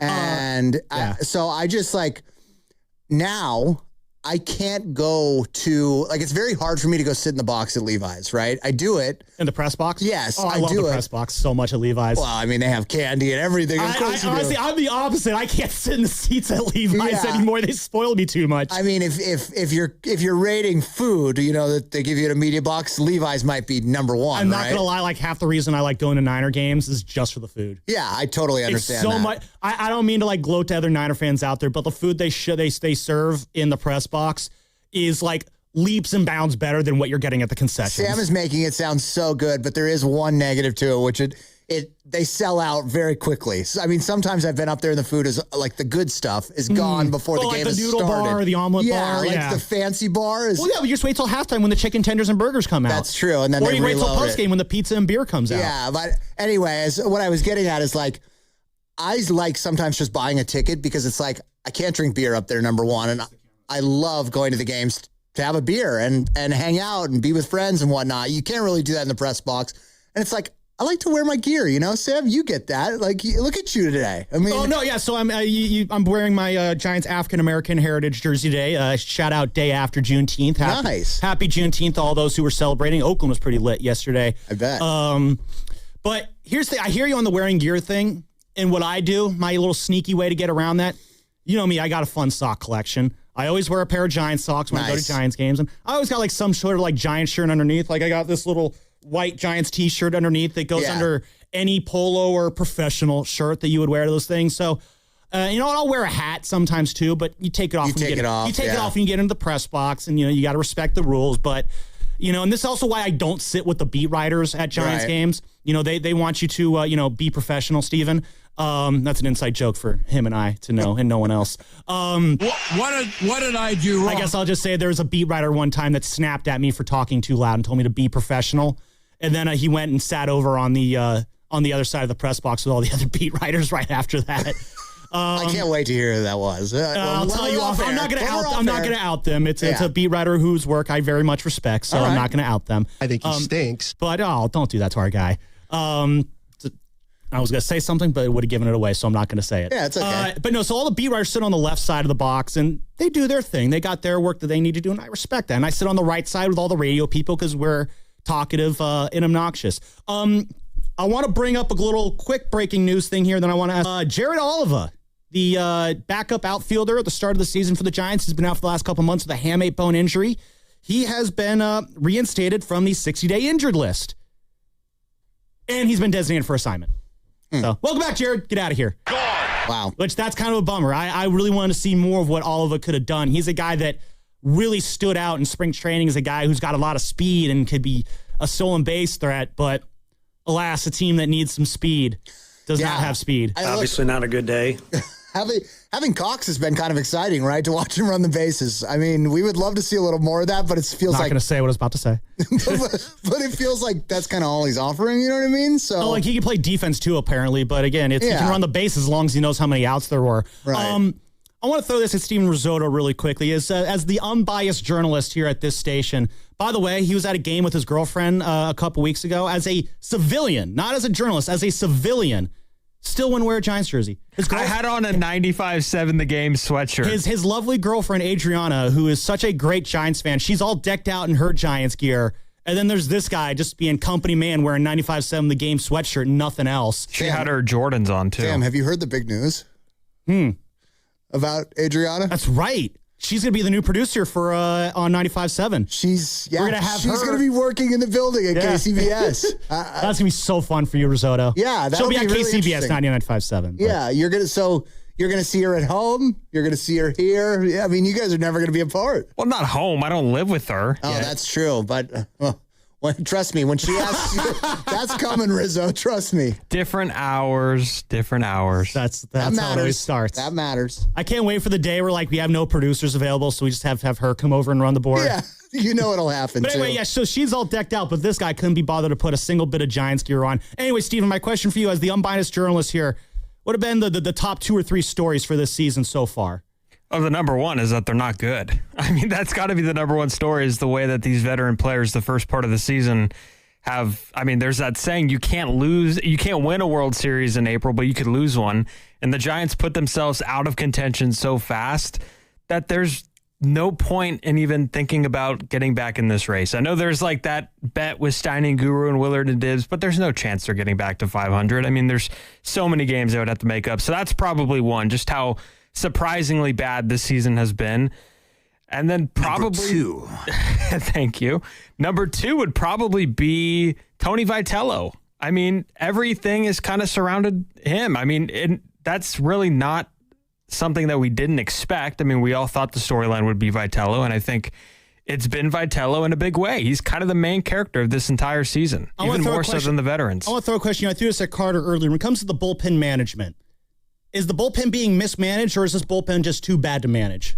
There are definitely games where it's being mismanaged, but given what he has to work with, and it's his first time professionally managing a professional staff, which is a lot different than navigating through a week of college baseball. Yeah, I mean, he doesn't have, an arsenal of guys that he could turn to who he could trust. He doesn't have Randy Rodriguez But anymore. there are games, like I will say, people are making the assumption that Tony Vitello is blameless and he could do no wrong and he's the golden child and it's his first year and let's give him leeway. And I'm all for giving him leeway, but there are games where he just hasn't managed well. He hasn't used the bench well in some games. Especially early on. I mean, Jared Oliva, who just got DFA'd, we barely saw him for the first couple weeks. Yeah, and I think you have to be fair. There's growing pains that come with it, but he hasn't been perfect with the bullpen, even though he doesn't have the arsenal to work with.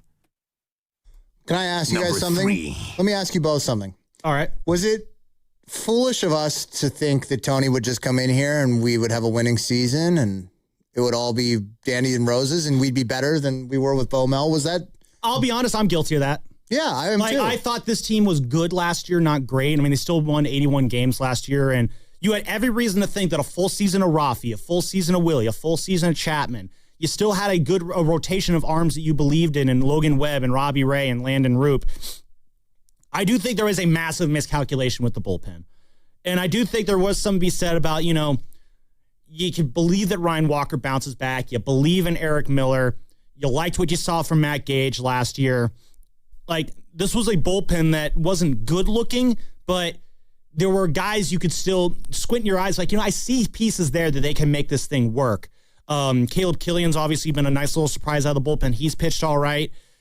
I legitimately thought what this team needed was just an injection of energy, because the amount of games last year they would lose, and then Bob Melvin would come in and just have the most boring, lackadaisical post-game presser. Not that you need an exciting post-game presser, but I always I point obviously to the moment. It was, I think, during the national series at home last year when I asked Bob, what's the different message you give to this team?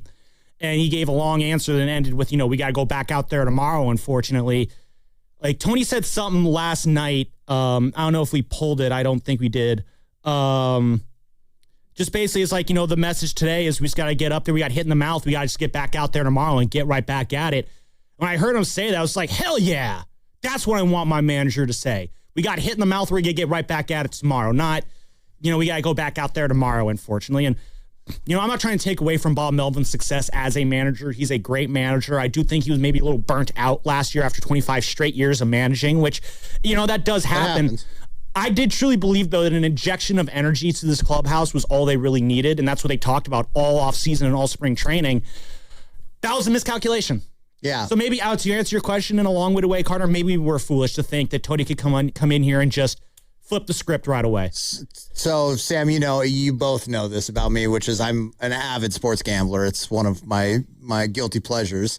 And I am very much... You and Shohei. Yeah, me and Shohei. And I'm very much an emotional... You're the real white Shohei. It's not pods. Exactly. Not pods. What is he talking about? I'm an emotional sports bettor, meaning let's say the Spurs... It's a great thing to be emotional about. Yeah, let's say the Spurs blow out the Knicks in the NBA Finals, right, in one of those games. The next game, I'm looking at the Knicks because I look at teams that when their backs against the wall are probably going to play their best basketball or whatever it is. So when coming into this Giants season, I felt the same way you did, Sam, where I was like, on paper, the roster looks nice. You've got a couple pitchers, at least starting pitchers, and we've got bats throughout this lineup. Why can't they be better if we inject some life into the dugout? You know what I mean? That was my thought, too, is I thought they might be a couple games better than last year. And obviously we just totally miscalculated the emotional piece of this, that it didn't make that much of a difference. Rizzo, do you have a different feeling on it? I think the question you asked is a great one, first of all. And I agree with both of you guys. I think we did miscalculate it just a little bit, but I think the reason was I remember filling in on the roast when Carter, you were on paternity, and Shasky was comparing this lineup. He said that this was the best Giants lineup since 10 years ago when they last made the playoffs before 2021. And that was why I miscalculated, is because I saw a lineup of Devers and Chapman and Arise and Adames, and you figured that Vitello wouldn't have to do much, right? You figured he could just write the lineup and call it a day, and I think I misinterpreted the emotional side of it, like you mentioned, the off-the-field part of it, the managing of people part of it. The bullpen, I kind of knew, as Sam said, but I didn't want to believe it. Writing was on the wall. The media stuff, the off the field stuff, but I thought that you could easily just go with this lineup and just write names down and sit back, relax, and watch them play, and it hasn't been that easy. No, you mentioned the people aspect of it, Stephen. I'm glad you did, because I think that gets us back into this Jesse Rogers story here, which again, it's up on ESPN. A lot of great stuff in it, and there's a whole section about Tony Vitello in terms of just. He starts off this whole part of the Vitello piece, the Vitello portion of this piece, by saying that Buster Posey believes the struggles have little to do with the outside-the-box hiring of a college coach rather than bringing in someone with professional experience. Posey instead points to a veteran-heavy roster that hasn't lived up to expectations and lays most of the blame on the person who puts the team together himself. Later on in the same piece, we have a quote from Tony, which says, earlier in the year, we had a few consistent struggles in areas that maybe we needed to clean up, and no one party was guilty, but just as a collective group, it would have paid off to talk about it earlier, and it was kind of, wait, Vitello said. And then eventually it just kind of boiled over. By that time, everyone is just wanting to explode, and so I did it for the group. Not exactly sure what specifically he's meaning there in that long statement. But then Eric Haas was talked about in this story, was talked to for this story, and Haas said, I wouldn't say things boiled over, just needing correction. You feel the tension rising. Tony addressed the team, but it wasn't like he was saying anything that people weren't feeling or sensing themselves. There's been a lot of talk of tension and frustration and pressing with this team. And when Haas said that, that immediately took me back to game 2 of the season, that Friday game, the actual opening day, when Tony said maybe I put a little too much fire and brimstone into this team. And we brought that up with Robbie Ray, and Robbie's like, no, I don't think so. We're professional ball players. This is yet another instance where we're seeing Tony saying, yeah, there were issues here that needed to be corrected. And then another veteran ball player in Eric Haas, who maybe not as accomplished as Robbie Ray. Haas is a veteran catcher who's been around for a while, saying, no, it's not that bad. That, I think, is kind of interesting. It's the second time now we've had this happen this season. I thought that was very interesting. Him being on different pages than his players, basically. Like, that makes me wonder, what actually is now going on behind this clubhouse? Right. Because, behind the doors in this clubhouse when we're not in there, because, I talked to Logan Webb about this a few weeks ago, and we have the sound buried somewhere in our system, Stephen, but he basically said, for the most part, things are pretty good. If you were in there seeing us every day, you would think that everything's going well for this team. And what I see from this team, I do think most guys do get along, but I do think there are simmering frustrations too.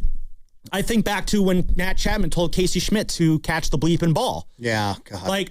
That caused, and in the moment, I didn't think it was that huge of an issue. It's a veteran player telling a younger player, hey, you got to pick things up. Sometimes, I got to tell Risotto, hey, man, I need you to do your job a little bit better, you better today. Be nice to Pasta. Exactly. Come on, Risotto. Sometimes it happens. The fact that then Chapman's game kind of went down from that point and Schmidt's went up, I'm curious how that kind of played out in the clubhouse. Right. But more importantly, a little bit after that, though, Evan Wiebeck reported that there's been other incidents behind closed doors in this clubhouse that have needed to be corrected. We still don't really know what those are, but there's been a lot of situations this year, Carter, where you're hearing about just frustration and tension behind closed doors in this clubhouse. And that I do kind of have to wonder, how much does that fall on Tony Vitello? I would say this, though, for just sports in general, right, is the Giants have a lot of veterans on the team, guys who have been in the league and whatnot. on top of that, there are a lot of returning guys from last season, right?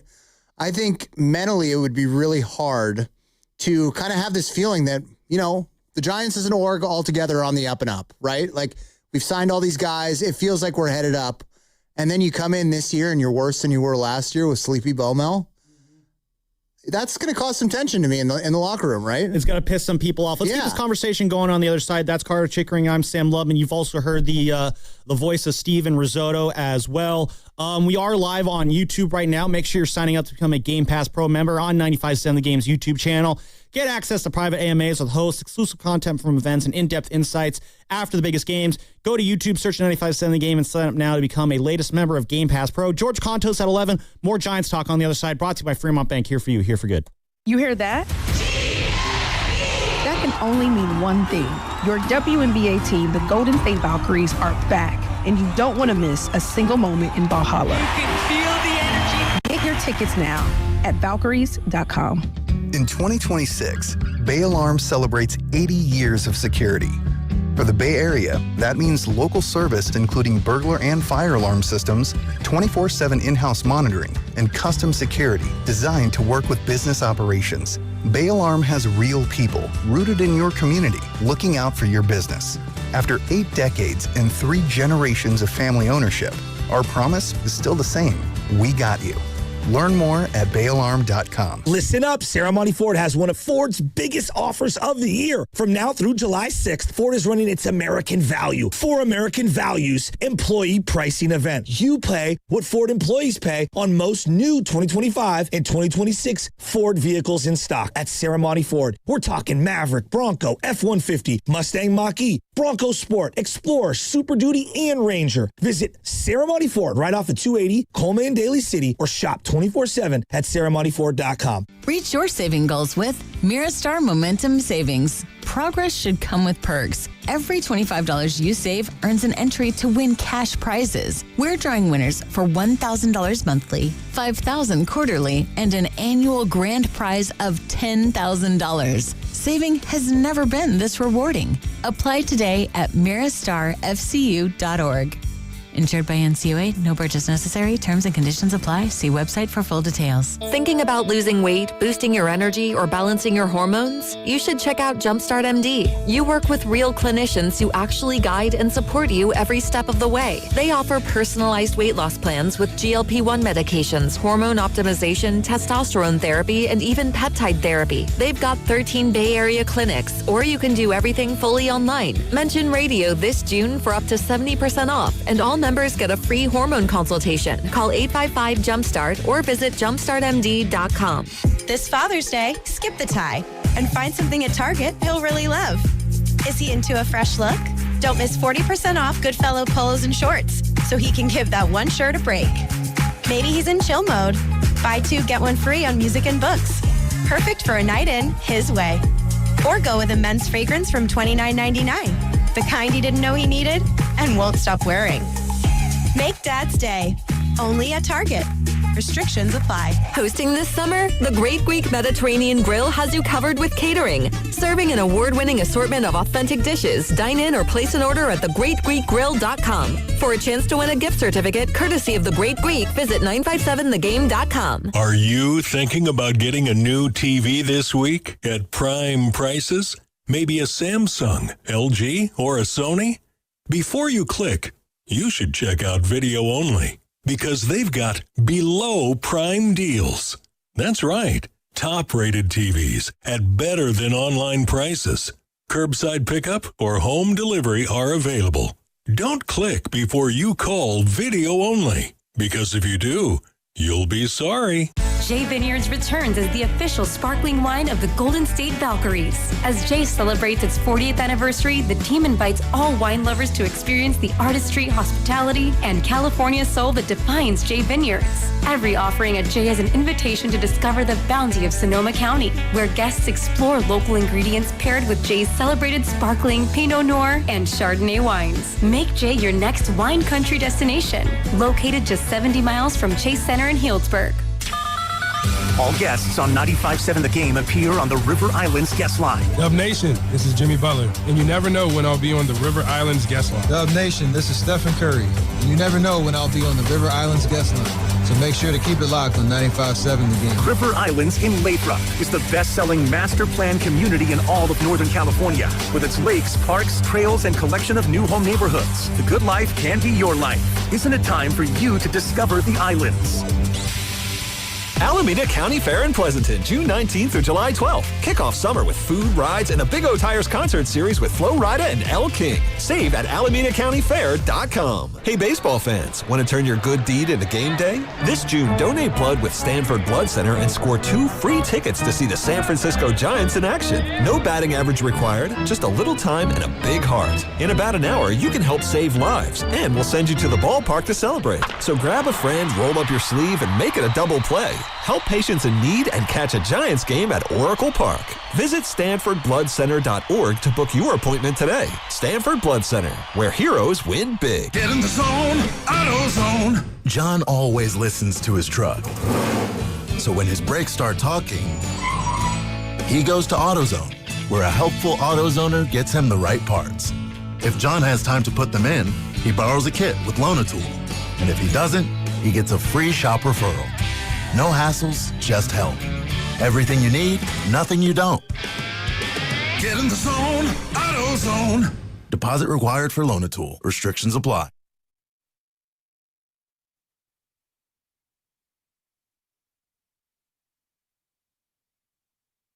Now back to the best Giants talk in the Bay. The Orange and Black Weekend Wrap on 95.7 The Game. We're talking baseball. Can we play the song in this? Is this Toy Story? Yeah, I figured I'd switch it up. It There you came go. out. I The love new it. one came out yesterday. Oh, that was yesterday it came out? Wow. I thought it was coming out later this summer. I can't believe they're having a 5th Toy Story. Toy Story 1 was just so good. Just don't touch it after that. Come on. But Toy Story 2 was Toy Story 2 and 3 were pretty elite. I like 3. Dude, 2, and the end of 3 when Woody's saying goodbye to Andy, like if you did not have a tear in your eye, like what are you doing? All those Disney movies made me cry, honestly, Sammy. Bambi, oh my God. When Bambi's mom died, I've never cried so hard. Oh, I see. I was rooting for the hunter. I might have to clip that. What do you say back to that, honestly? here's this dead fish. Here's this fish. Here's this dead deer. Oh, God. Woo-wee. No, yeah, end of Toy Story 3. God, especially when like they're in the dump and they're going into like the furnace of the dump. I'm just sitting there like, bro, are we doing this? Yeah. What are we doing? Like, that got way too intense. And, of course, the aliens save him. But yeah, no, because, like, Carter, you and I were at the perfect age for Toy Story. Like, Toy Story was made for kids in our age demographic, like, who were born, like, 1990 to 1994. So, like, we've kind of grown up with Andy. And so when he's kind of having that, I'm going off to college, say goodbye to your childhood thing, you know, we were in that same part of our lives, too. And, I'm sitting there in the theater, just like tears coming down my eyes, like, I don't want to go to school and grow up. I want to go home and play with my toys. It makes you look at your toys differently. Oh, yeah, I'll be honest. I had a if you did not go home and play with your toys one last time after Toy Story 3, you're doing things wrong. Yeah, or be extra kind to them because you think they are living when you walk away from them. Exactly. Yeah, you know, so it's just, oh, God, I can't believe it. The 4th one I just thought was like, good. Yeah. Not great. The ones after 1 too many existential questions in the 4th one. Yeah, I don't know. Like, I what makes a toy 2. a toy? I remember 2, but 3 and 4, my memory's just not really there for. I'm going to see 5 eventually. No, yeah, I mean, we're all going to see it. Yeah, I mean, it's worth it. So, you know what else is worth it is reading this Jesse Rogers story is an MLB trade deadline overhaul ahead for the struggling Giants, and we're talking about the Tony Vitello portion of it. Again, a couple of quotes from that story from Tony. Early in the year, we had a few consistent struggles in areas that maybe needed to clean up, and no one party was guilty. But just as a collective group, it would have paid off to talk about it earlier, and it was kind of wait, Vitello said, and then eventually just kind of boiled over. By the time everyone is just wanting to explode, and so I did it for the group. Eric Haas says in response to that, I wouldn't say boiled over, just needing correction. You feel the tension rising. Tony addressed the team, but it wasn't like he was just saying anything that people weren't feeling or sensing themselves. So there's a couple thoughts there. One, how concerning is it that the manager and players, because again, this is the second time now with Robbie Ray being the first time that Vitello has hinted at tension and frustration in the clubhouse, and then a player has dismissed it. What do you make of that disconnect there? Is that a sign that we should be concerned? Is this a growing pain for Tony, or is this a sign that maybe he is in over his head? I don't know. When you hear all this, Carter, what's the first thing that comes to your mind? Honestly, Sam, I would say typically in any other situation, in any other sport too, or even in this sport, that this would be a concern to me. But knowing the person we're talking about, I think Tony's pretty loose-lipped in general. I think as a manager, I think that I don't want to say he hasn't necessarily figured out the art of how to deal with the media yet here in the Bay Area. I would say he's gotten better. He's had some shorter post-game pressers of late. So that's an improvement. Like, used to be win or lose, he would have really long answers. I mean, on Saturday night, I think we had like a 2-minute post-game presser. There was, I think it was against the White Sox. It was a Friday night game against the White Sox where he was late to make a pitching change, or late to make a mound visit.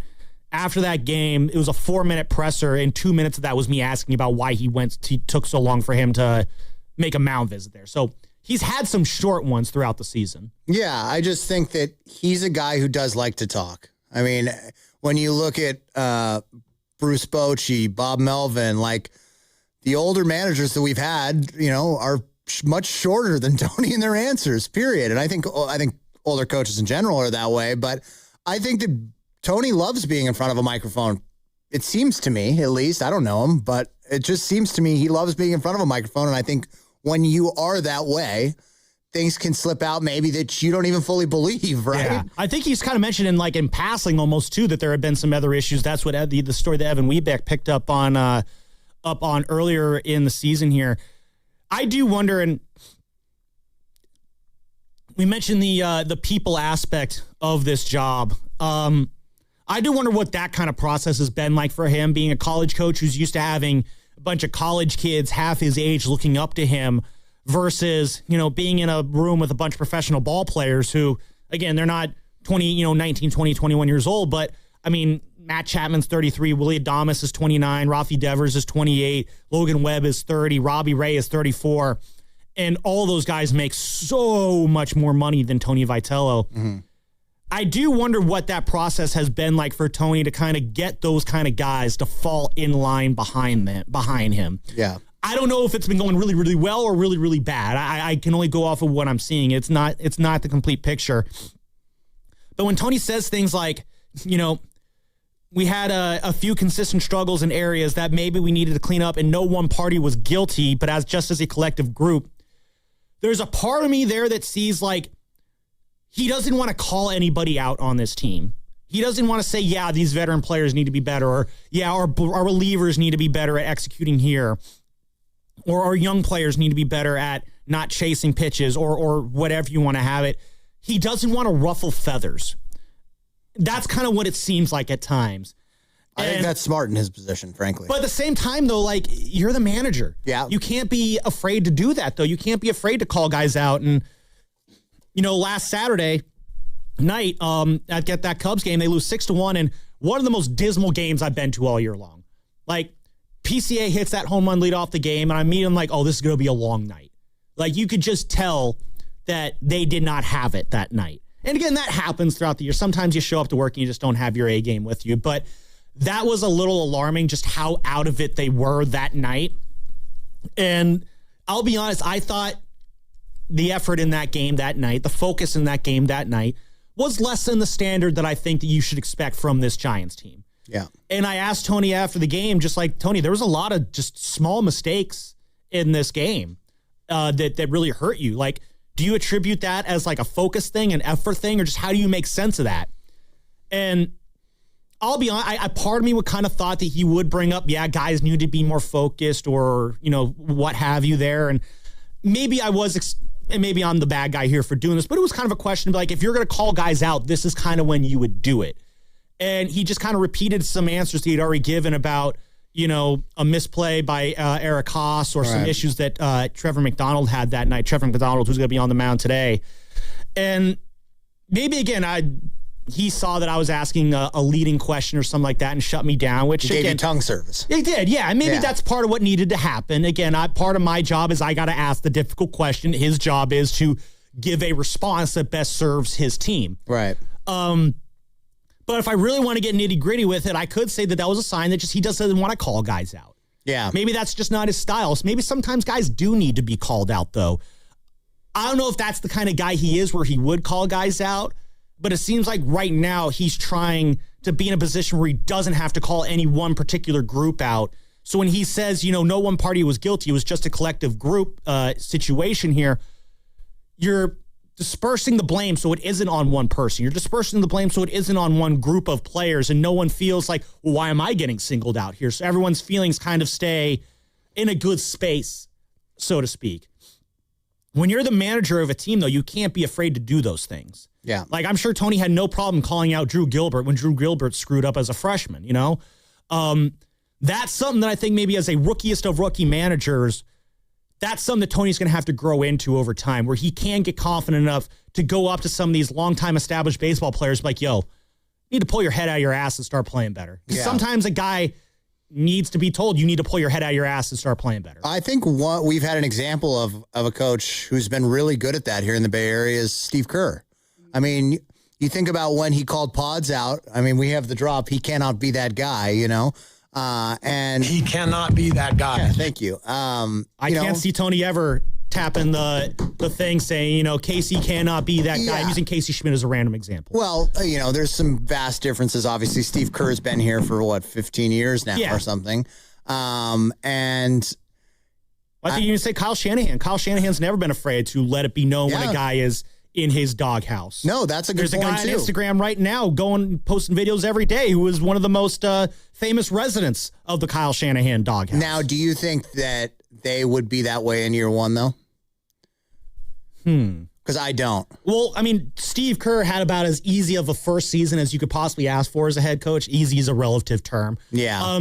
He took over. He took over a finished product. Let's talk about Kyle in 2017. Do you remember Kyle at any point kind of calling anybody out in 2017 or 2018 or anything like that? No, I don't. Those are also really bad teams that weren't expected to be good. Right. Also. And that's part of this conversation, Sam, which is you're not getting called out at a podium if you don't matter. Exactly. Right? Like, Pajemski mattered to the team. That's why he was called out. So do you think the Giants are in a situation where just the things just don't matter enough, and then that's why Tony isn't calling guys out? I think backed it up. I'm sorry to cut you off there. Should we want Tony to be calling guys out? Well, kind of what I'm getting at is, what's the worst thing that can happen to you as a manager? I think it's obvious, is losing the locker room. Mm-hmm. There's no worse thing in sports than losing a locker room. That is your nail in your coffin as a manager or as a coach or whatever. You're done. Like, there's no coming back from that. And I think it happened to Gabe Kapler. When you're in your first year, your voice, I'm not going to say they don't trust you, but they don't know you well enough whether to trust you or not yet, And yeah, it did happen to Gabe Kapler. And it's just like, I think it's really hard to come in and then tell a guy like Rafi Devers, who's a Silver Slugger, like, you need to pick it up, buddy. I need you to show up to work an hour earlier and go hang out with Wash and take ground balls. Rafi's like, they gave me $300 million so I can go take ground balls with Ron Washington. Right. And I mean, he should have that mentality. I'm not saying that that's what's going on. I'm just using, again, as an arbitrary example. Also, in pro sports, who is the franchise going to pick? Usually the side of the star player or the coach? Probably most cases. Yeah, most cases it's going to be the player. And I just think it's a very hard position to step in and be like, figure it out, But that's his job. That is his job, right? Is to manage. So I think he does have to walk a tightrope. I think you get a couple years in and that changes. I think here I'm going to replay what we played, what Tony said about the bullpen earlier. I'm going to replay it right now. Hear what he had to say about Sam Hentges and going after that Javier Sanoja bunt last night. Those guys are capable. I mean, Sam, you're in a spot where there's a good chance they could pinch hit, but they're not going to do it with Hicks at the top. And Sam's been equally good against righties really his whole career. And Ruiz is pretty damn good. He took 2 good swings, but he's got him 0-2 and then trying to elevate. And the ball's literally this far away from being over the plate. Wouldn't have been a strike.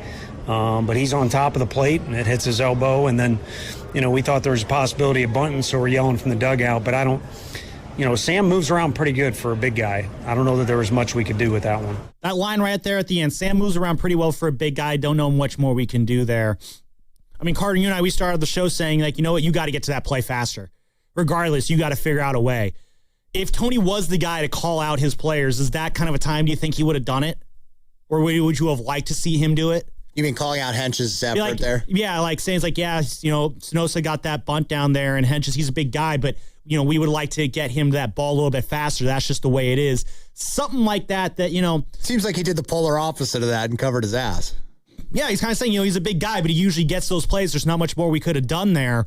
If you want Tony to be the guy who calls guys out, would have that been a moment?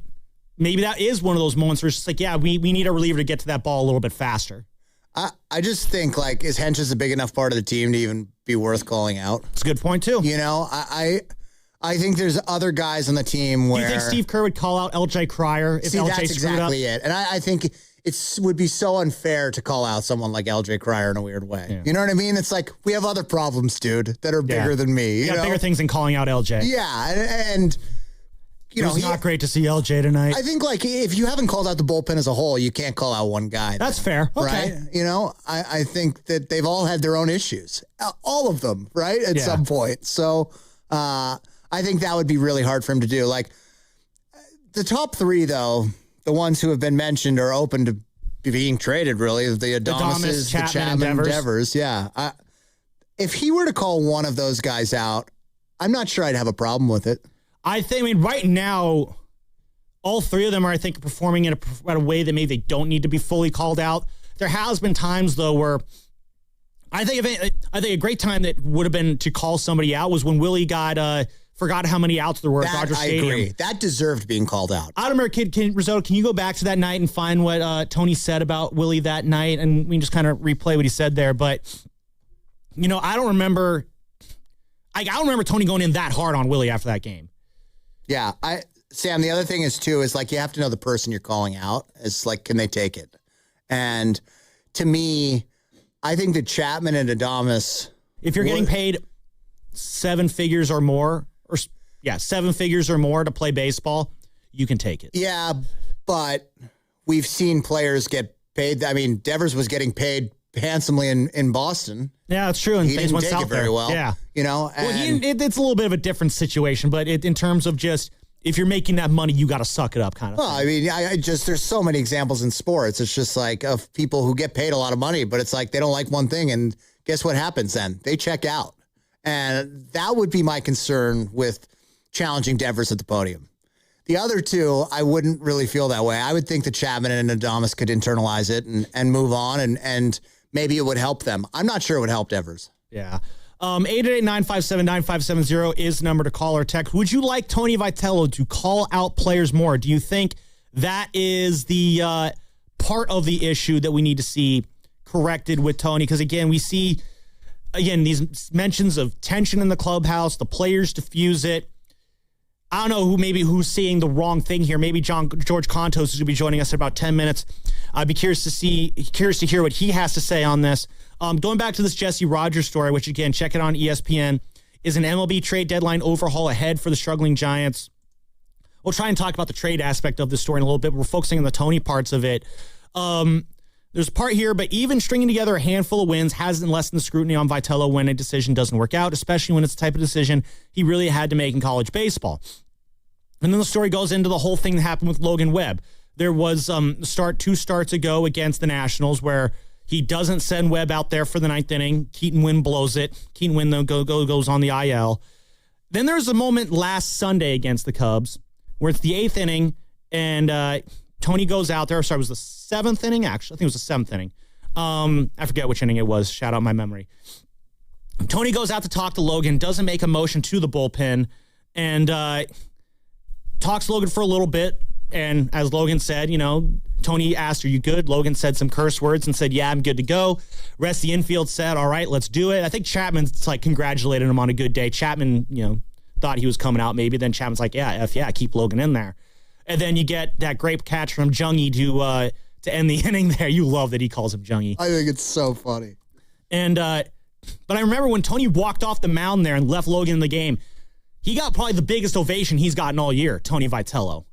I wonder if maybe that kind of acts as like a quasi-turning point in the season where Tony learned a lesson from the past, applied that lesson, and everyone in the clubhouse was like, there we go. That's our manager right there. You think he's doing that to Trevor McDonald? Going out? No. Trevor McDonald has not earned that right. No chance. And Tony was asked before the game, what are you going to do with Logan Webb today? And Tony said it's his decision. And I think what you're seeing here, and Tony even talked about his relationship with Logan Webb after that game. He even, we may not be buddy-buddy, but, we still, get along and text and talk and all that stuff. And they seem to have a very good working relationship. They seem to get along pretty well as player and manager. I do wonder if that kind of moment there is one of those moments that kind of helps. Like Tony grew up a little bit that day. He became a little bit more of the Giants manager that day when he left Logan Webb in the game to finish that 8th inning. Those are the moments I think throughout the year that we need to see more of, where more of those moments where Tony makes a call on a guy, shows the correct faith, maybe even showing that faith in Landon Roop last night goes into that as well. He's showing his players, I got your back, and then those players, they start to fall in line behind him because if they know that their manager has their back, they'll have his back too. Do you think that's growth of a manager in general, or is that growth of like moving from the college game to the pro game to you? I think it's probably a little bit of both. I mean, I think a rookie manager like Craig Albernaz, who's a guy I wanted to manage the Giants, he's out in Baltimore. He's going to have his own thing of having to get the trust of his players as someone who's never managed a team before. But I think it's an extra challenge, though. It's an extra layer of challenge when a guy like Albernaz, who's been in the big leagues, who's played in the big leagues, who's coached in the big leagues, versus a guy like Tony who did not play in the big leagues, who has not coached in the big leagues. So there is an extra layer that you have to fight through there. There's also no precedent either. Craig Albernaz can call anybody who's been a first-time manager and be like, what the heck do I do? And then he'll be like, oh, well, I did this, this, and that. There's no one that Tony can call up and be like, hey, what did you do when you made the jump from college to the big leagues? Right. Pat Murphy's the closest that Pat Murphy spent a lot of time coaching around the minors. I had someone suggest to me that they should have just had Tony manage on AAA for a year and then call him up. I think that is a great point, though, Sam. I don't know if I would have done that. There is no one for him to call up to compare his experience to. He's breaking through a wall that no one's ever broken through before. There is no how-to manual on how to do this. That's pretty rare in sports in general, too, I feel like. I mean, no, you don't see these kind of firsts happen very often. In 2026, you sure don't. I think, too, you answered your question there of is Logan Webb an ace? This ridiculous statement that he's not is like, you don't do that to anyone that's not an ace to me. Yeah. Like, you don't go out there and be like, you good? Like, you make the decision as a manager. And I think, like, whether he was a college coach or not, Tony, like, whether this is part of his growth or not, I think he still would have made that decision if Logan wasn't Logan. You see what I'm saying? No, what do you mean? Like, I still think that he would have managed and been like, you're coming out of the game. No, I think I disagree with that. I think there's a lot of managers who, when it comes to their ace, they're going to give them more, like, that's free my reign. point. Like, who's the manager of the Pirates? Derek Shelton, right? Don Kelly. Don Kelly goes out to the mound. Paul Skeens is going. Like, he knows how good Paul Skeens is. Yeah. He's going to look as like, hey, you good to go? And if Paul Skeens says, hell yeah, I am, Kelly's going to be like, all right, you're good to go. But that's my point. That's Paul Skeens. I think Logan Webb has that privilege. That's exactly my point. Okay, you and I are agreeing. Okay, we are agreeing. Yeah. He's not doing that to Landon Roop. No, absolutely not. So I do think sending Landon, and he's done it with Trevor, I do like it when he does show that belief in him. But if Tony goes out to the mound and Landon's pitching, Landon's coming out of the game. Yeah, Landon's not arguing with him saying, I'm good to stay in. Really quick, we asked the question, do you want Tony to call out players more? Risotto did find it. Here is going back to a month ago, May 14th, what Tony said when Willie Adames forgot how many outs there were at Dodger Stadium. Yeah, my understanding is just to a misread on the outs.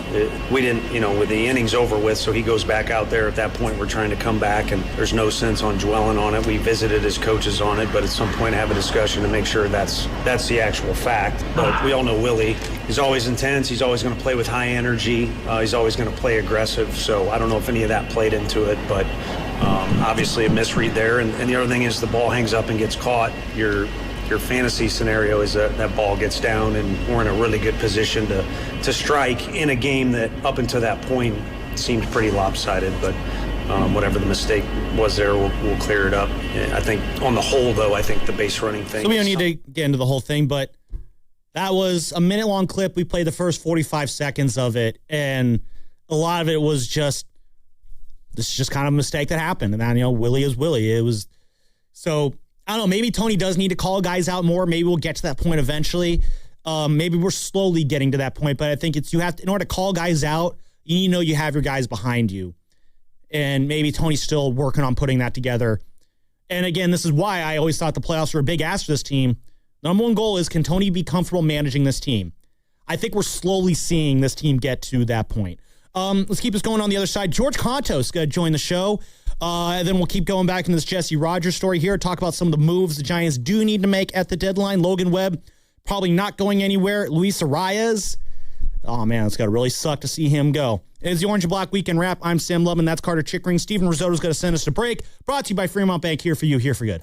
Join us on Tuesday, June 23rd for our draft party and special live broadcast with Willard and Debs inside Laughing Monk Brewery in San Francisco from 2 p.m. to 6 p.m. We'll be bringing you up-to-date draft coverage. Plus, we'll have a ton of prizes. For more info, visit 957thegame.com. Hey, it's Willard and Dibs for Safeway. Enjoy these amazing deals for members. And as always, save up to 20% weekly on hundreds of exclusive offers from Safeway. Just clip the highlighted deals from the weekly mailer or click the deals in the For You section on the Safeway app and breeze through checkout. Fire up the grill and taste the difference. USDA Choice Boneless Beef Tri-Tip Roast, untrimmed twin packs featuring high-quality beef with moderate marbling are just $5.99 per pound. And here comes my high-quality partner, Dan Dibley, who loves marbling as well. And also, you can pick up sweet, juicy red cherries for just $2.99 per pound. Fresh, flavorful, and perfect for summer snacking. Stock up on sweet summer corn with a clip or click offer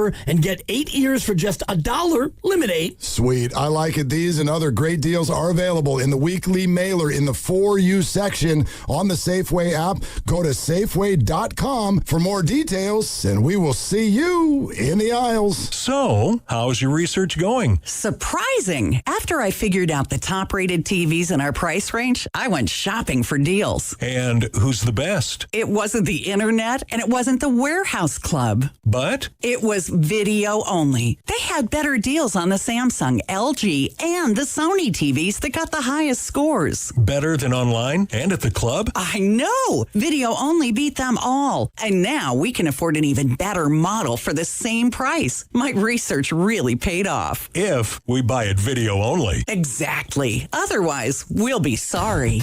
At Video Only, you won't find huge stores with refrigerators or microwaves, but you will find the best deals on top-rated TVs, soundbars, and monitors. Shop around. Just make sure you visit Video Only, because if you don't, you'll be sorry. In Mountain View, San Mateo, Union City, Dublin, and San Rafael. Video Only.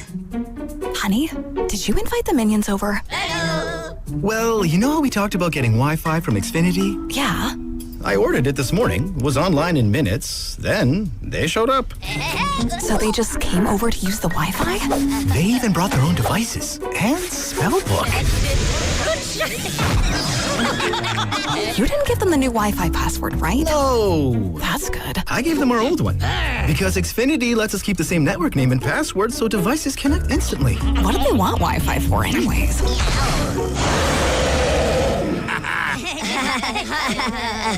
Better not to know. Plausible deniability. Get streaming or scheming instantly with same-day Wi-Fi from Xfinity. Plus, lock in one price for the most reliable fiber-powered Wi-Fi for 5 years. Guaranteed. And see Minions and Monsters only in theaters. Xfinity. Imagine that. Restrictions apply. Not available in all areas. Use of fiber coaxial cable. Learn more at xfinity.com/same-day Wi-Fi. Every detail matters when designing a space that feels intentional. With rich tones, natural texture, and timeless character, Humboldt Sawmill Redwood products help bring thoughtful outdoor spaces to life. Redwood is non-toxic and stays cool to the touch even on the hottest days. A real wood alternative native to California that is naturally termite and decay resistant and beautiful too. Visit Ashby Lumber online or in store to explore our selection of Humboldt Sawmill Redwood products for your next project. Odyssey San Francisco is proud to present our second quarterly game changer of 2026, Joe Hawks. He's a true team player who always goes above and beyond. Joe brings kindness and solutions to every challenge, making every day better. Thanks for being a true game changer, Joe. This is the story of the one who keeps multiple buildings running smoothly day after day. Plumbing that flows, HVAC that hums, cleaning supplies that keep surfaces sparkling. That's why she counts on Grainger. With easy reordering online and 24/7 support, Grainger helps her keep the products she needs on hand. So shelves stay stocked and buildings stay ready. Call 1-800-GRAINGER, click Grainger.com, or just stop by. Grainger, for the ones who get it done. Finding great candidates to hire can be like, well, trying to find a needle in a haystack, but not with ZipRecruiter. Its powerful technology actively finds and invites qualified candidates to apply to your job. So while other companies might deliver a lot of hay, ZipRecruiter finds you the needle in the haystack. See why 4 out of 5 employers who post a job on ZipRecruiter get a quality candidate within the first day. Try ZipRecruiter for free at ZipRecruiter.com/team. That's ZipRecruiter.com/team. ZipRecruiter. Don't miss the Bay Area's own Journey on their final Frontier Tour. They'll be taking over the Chase Center on November 28th. Buy your tickets at Ticketmaster.com. And for your chance to win your way into the show courtesy of Live Nation, visit the contest page at 957thegame.com. Pump up the volume. Business moves fast. Orders roll in, deadlines close in. When you ship with USPS Ground Advantage, you can keep up with confidence. Every package stays in our secure network from dock to door. And with nationwide reach, dependable tracking, and upfront affordable pricing, you get built-in peace of mind. You run the business. We run the routes. Visit USPS.com/Ground Advantage to learn more. This Father's Day, skip the tie and find something at Target he'll really love. Is he into a fresh look? Don't miss 40% off Goodfellow polos and shorts so he can give that one shirt a break. Maybe he's in chill mode. Buy 2, get 1 free on music and books. Perfect for a night in his way. Or go with a men's fragrance from $29.99. The kind he didn't know he needed and won't stop wearing. Make Dad's Day. Only at Target. Restrictions apply. You're listening to 95.7 The Game, KGMZ FM in HD1 San Francisco on Odyssey Sports Station. Always live on the free Odyssey app, Twitch, and YouTube. Powered by First NorCal Credit Union.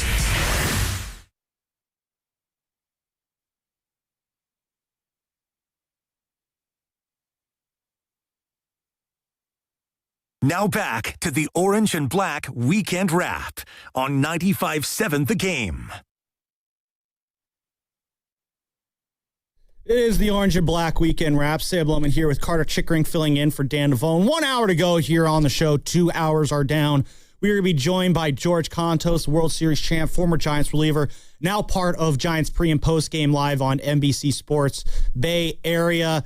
Sometimes does the shows with Bonte Hill, and we're going to ask him straight up the hardest question out there. Why do the Giants always lose when Bonte is doing the pre- and post-game show? Like, we got to figure out what is going on with that. So, George Kontos will be joining us here in just a moment. We can talk about this Jesse Rogers story here that came out on ESPN yesterday. Is a trade deadline overhaul coming ahead for the struggling Giants. Buster Posey saying that they're going to have an open-minded approach going into this deadline. And we got our guy right now, George Kontos, joining us here on the River Islands guest line. As I mentioned, the World Series champ, host of Giants pre- and post-game live. George, thanks so much for joining Carter and I on the wrap this morning. How you doing this morning, man?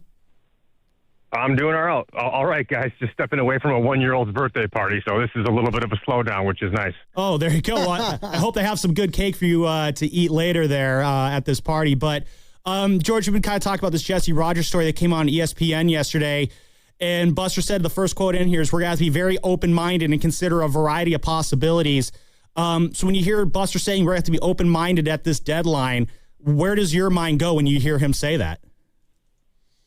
I think it's pretty self-explanatory. We saw him make some big trades. He acquired Rafi last year in a bold move. He obviously worked early this year with trading Patrick Bailey. So, when I hear Buster say something like he's open-minded, I think that he means he's listening on everybody. He's going to try and make the best deal to get this team moving in the right direction, whether it's for this year or for the future. George, how much of what's happened this season do you think falls on Tony Vitello? It's tough. I think that Tony's coming in, and it's a very unique situation with him coming in from the college ranks, and he's obviously had a lot of success there. I don't think that Tony is majority to blame in what's kind of been happening, right? When you look at going into spring training and how things were going, you didn't expect the first month to be as kind of helter-skelter as it was offensively. I think it's pretty obvious to say that the pitching hasn't been up to kind of Giants quality pitching, whether it's been from the starters or the bullpen. So I don't think it's really fair to put a ton of blame on Tony V. Obviously, he's going to work out some of the things that he'll get better at as managing in the major leagues moves forward. But there are some things that he's done that are to blame a little bit. But there's overall the play on the field. He doesn't control that, and that's definitely not his fault. Tony, we've heard a lot of reports this year where Tony's saying things like, again, I'm quoting this Jesse Rogers story. He says there were some, consistent struggles and areas need to be cleaned up early on, and maybe no party was guilty, but just as a collective group. But then Eric Haas was also interviewed in this story, and he said that he wouldn't say things boiled over. They just needed, there's just needed correction. You could feel the tension rising, and Tony addressed the team. This reminds me of week 1 of the season when Tony kind of talked about how there might have been too much fire and brimstone, too much tension. And then we asked Robbie Ray about that, and he kind of brushed it off and said, no, we're professional ball players. When you hear Tony kind of saying, things are really, really tense, but then the players are like, maybe it's not that bad. Is that something we should kind of be side-eyeing and asking, like, what's going on there? Or is that just, what do you make of that when you hear, coach saying one thing, players saying something that's a little bit different? Yeah, I mean, look, the players got to go in. They show up and they play every single day. And barring something kind of astronomically shattering, most of these guys are pretty good at processing the information, letting it go in one ear, out the other, and focusing on what their job is that day at hand. And, again, this is one of those things with Tony being a newer manager. Some of these things, you're playing 162 games, right? He's coming from a 56-game season at the collegiate level, and now you have 3 times that at the major league level. So, I mean, the communication issue, not that it's necessarily an issue, it's just how things are being processed from, maybe Tony's perspective coming in for the first time and having a skid, which is normally probably a much bigger deal in the past that he's dealt with versus guys who have been in that locker room and who are like, all right, it's a bad 7 to 10 day stretch, not the end of the world here. But, it's what I can tell you from the player's perspective specifically is, unless something earth-shattering does happen, those guys are pretty resilient and they are able to, compartmentalize what is being said in the media versus going out and then trying to play a good baseball game that night. George, this report came out this week that the Giants would be open to listening to offers for their big money players, Chapman, Devers, Adames. Do you think that the ship has sailed on this core for the Giants already? No, I don't think the ship has sailed. I mean, we still have very, very, high-quality players, and they've earned the salaries that they're getting, and obviously they haven't been pulling all in the same direction at the same time. But what we've seen lately from the offense has been pretty good. I mean, you have Rafi starting to come together. You have Chappie, who's been fantastic. The addition of Bryce Eldridge into that lineup. We chatted about it just last week when you have a guy like Luis Arias sitting in the one spot, followed by Bryce, and then everybody else who are those big thumpers who are getting paid the dollars they're getting paid because of what they've done in the past. That lineup gets real long, and there's actually quite a bit of protection in it when those guys are all doing what they're supposed to be doing. So do I think the ship has sailed? No, I don't think it's sailed, but I also do think that Buster is of the mentality now where if he is, able to make a deal that makes sense, in his opinion, for the future of this franchise, I don't think he's going to be afraid to pull that trigger. You mentioned Luis Arias there. We had a discussion about this on the Morning Roast the other day. There's a lot of us here that don't want to see Luis Arias get traded at the deadline. But at the same time, he is a 1-year deal. He's having a great year this season. Unfortunately, does not really seem like it's trending in a playoff direction. So Luis Arias becomes kind of a very sought-out player for contending teams at the trade deadline. How do you see this kind of playing out with Luis Arias? Is it just kind of a foregone conclusion? His days as a Giant are numbered? Or do you see things playing out in a way where maybe there is a future for Luis Arias here with the Giants? Look, I really like Luis Arias. He's a great clubhouse guy. He's proven to be able to do the things that we've seen him do this year with the bat as a 3-time batting champion or batting title champion. And obviously he came in with a chip on his shoulder with kind of the things that were being said about his ability to play second base. And I thought the entire season he's played a fantastic second base. He is a guy that I would imagine Buster's probably fielding phone calls a lot about already. But again, look, we're having a very different conversation in 10 days from now if this team can run off a 9-1, 10-game stretch. And not saying that they're going to do that, but they have the capability of doing that if things start getting going in the right direction with the offense and the pitching clicking at one time. But I do think it's a fair assumption to make that, if there's one guy they're getting phone calls on right now just for his ability to do what he's been doing all season and having just the rest of this season on a contract, it would be Luis Arias for sure. And then just sticking on Luis Arias, let's play the game just for fun. If he did stay with the Giants and he did get an extension, if you were to play, GM or agent, George, just for fun, how many years do you think you would want to sign Luis Arias to if you were to keep him around? Oh, the fantasy GM games. Yeah. Well, look, you're going to have to pay. You're going to. I would say I believe he's 28 or 29 years old. I think. This is one of those guys that he's proven he's not a home run hitter. He's a bat to ball guy with the type of defense he's playing right now. I mean, I wouldn't be surprised in any capacity if he got a 3 or 4 year deal and at least for what he's making this year. George, so obviously the bullpen's had its issues this year. There's a lack, it seems, of specific roles for guys. How do you go about fixing that if you're the Giants? It's a tough kind of problem to address just because the bullpens that I was in, we had everything was pretty much set in stone. You had the core 4, and then in that 2016 season, we kind of scuffled a little bit in that 9th inning when Santiago Casilla had a little bit of a rush stretch later on in the year. And then you go and you sign a big-time closer, and that didn't quite work out for us as we thought we did. But, the one thing that I think would have been an assumption by now that hasn't happened is I think that Buster and the front office had assumed that somebody would have stepped up and grabbed that closer role. I think Eric Miller is a guy who can handle it. He just has to throw a few more strikes because the stuff is very good. Ryan Walker, we've seen in some situations that he's looked incredibly dominant. His delivery has gotten him out of sync a little bit, and he struggled a little bit in that 9th inning.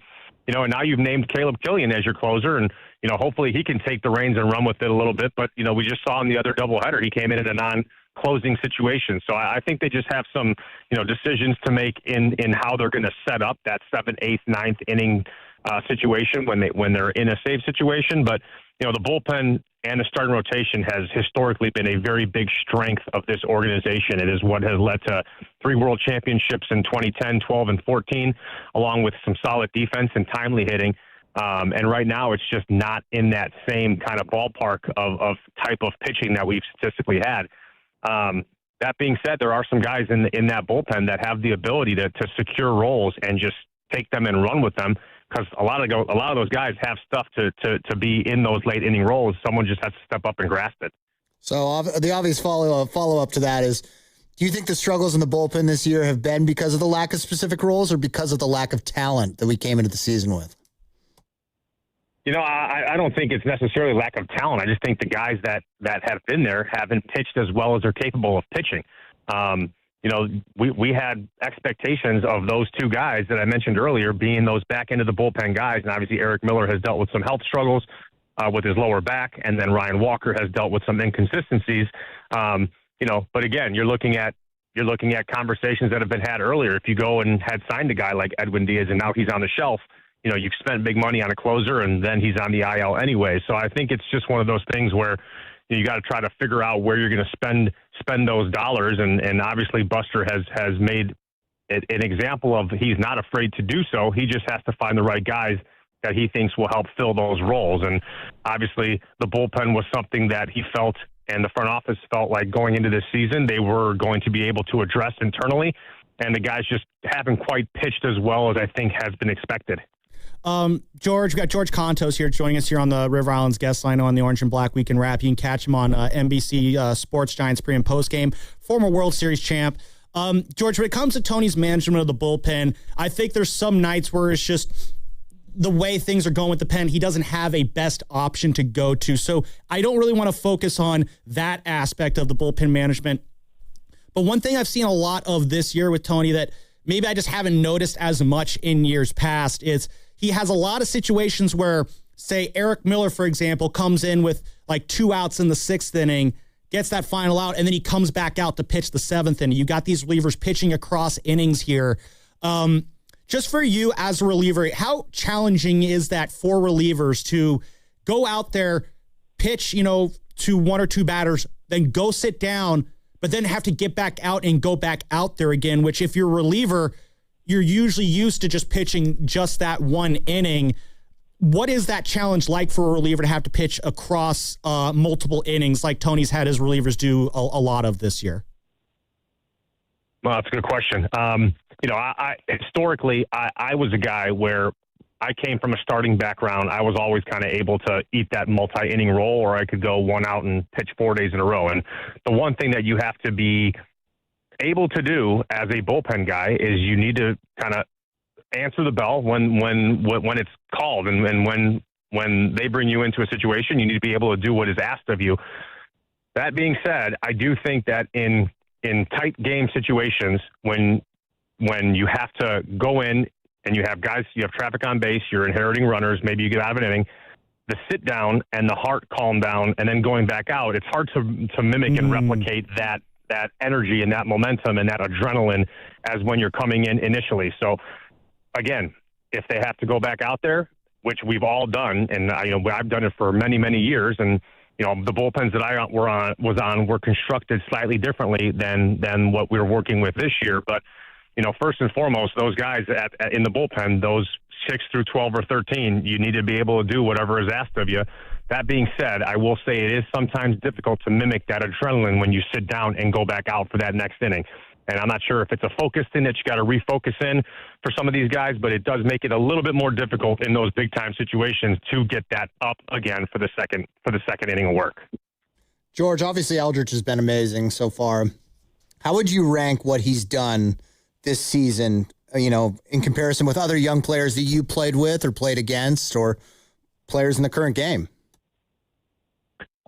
I think I'll just say that he's been incredible. He's made adjustments a lot sooner than I think a lot of people expected him to. He's making adjustments pitch to pitch and plate appearance to plate appearance for as a 21-year-old. That's not something you typically see. Obviously the at-bat situation, he's only had 135 or 150 at-bats on the season so far, and he's done really, really well. He's hitting the cover off the ball, which is great. And especially when you have a guy who can leave the ballpark to any part of the field on any swing with how big and how much leverage he has at 6'7" and 250. On top of it, he'll grow into it, and he'll be able to get even stronger once he puts another 15, 20 pounds on of kind of big boy weight as he continues to mature. But all in all, it's been really impressive. I mean, we heard Luis Arias talk about Bryce Eldridge specifically in his post-game interview the other night in Atlanta when he just said, "I have protection behind me." And guys are not going to want, if they're going to give better pitches to a guy like Luis Arias than having to face a guy like Bryce Eldridge, who's regularly having the ball leave the bat at 105 miles an hour plus. So he's going to be a guy that obviously is going to be exciting to watch for a lot of years, as long as he continues to do what he's doing now, and at least have the same types of approach that he's having, because he's not always going to be hitting 420, in those 15 game stretches or whatnot. But if you can have that same type of approach that you've been getting from him, not trying to do too much, trusting in the power that you have, I think he's poised to have a very nice long career. George, a few weeks ago on the morning roast, we had your former bullpen mate Jeremy Alfelt on the show, and we asked him how he would pitch to Bryce Eldridge, and he said that he would try and go sinker in on him. And I thought that was kind of funny, because I think later that weekend Bryce turned on a sinker in and planted it in the seats. So I'm curious, for you as a former reliever, how would you pitch to Bryce Eldridge?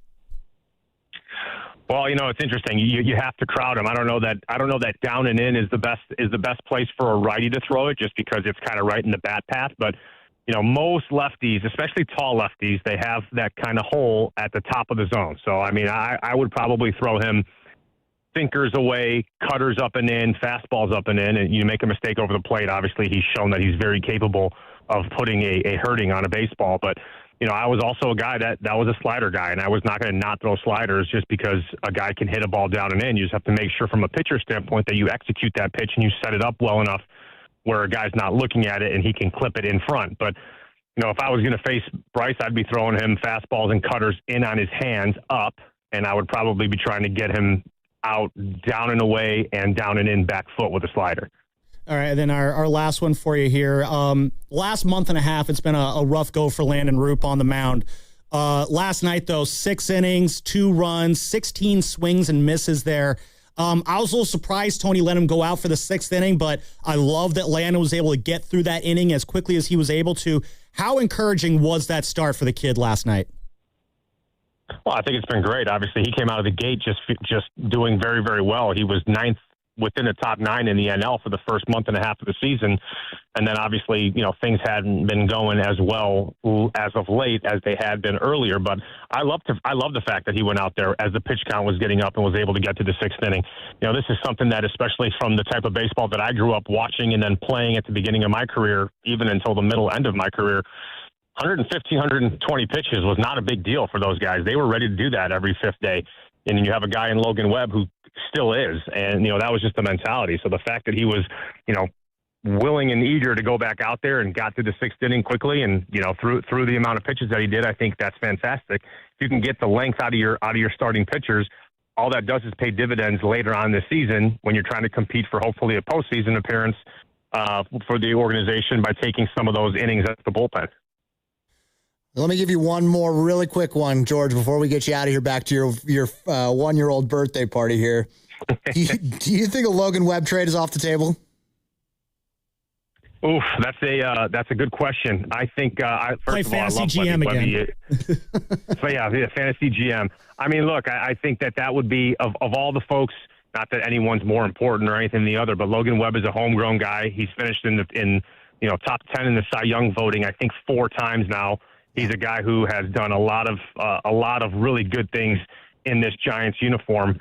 So I think that would be a very, very difficult for Buster, given that Logan Webb kind of holds the type of respect in a Giants organization and in the eyes of the fans. He's a guy who's from the Sacramento area. Do I think that Buster would listen? And I think he would listen. I think it'd be very hard to pull that trigger. But at a certain point, you're kind of looking at, what am I going to get back for a guy who's meant this much? And everybody knows how much Logan Webb has meant to this organization and this town and what he's done. Do I think Buster would listen? I do think he would listen. I just think that it'd be a hard trigger to pull. But sometimes a haul might be worth it, I guess, is the best way for me to play it. But that one even makes me uncomfortable thinking about because of what Logan Webb has made has meant to this organization. George, thanks for joining us. When are you going to be on pre and post next?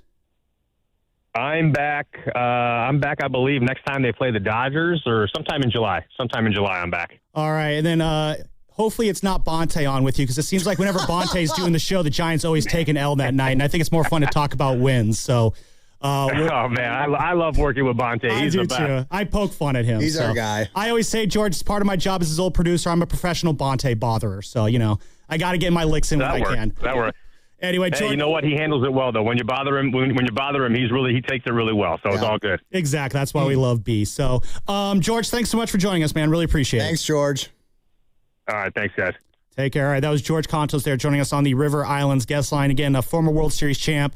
Catch him on Giants pre- and post-game with Kyla Mills and Bonte Hill come July, and hopefully Bonte will be getting out of this losing streak that he's on right now.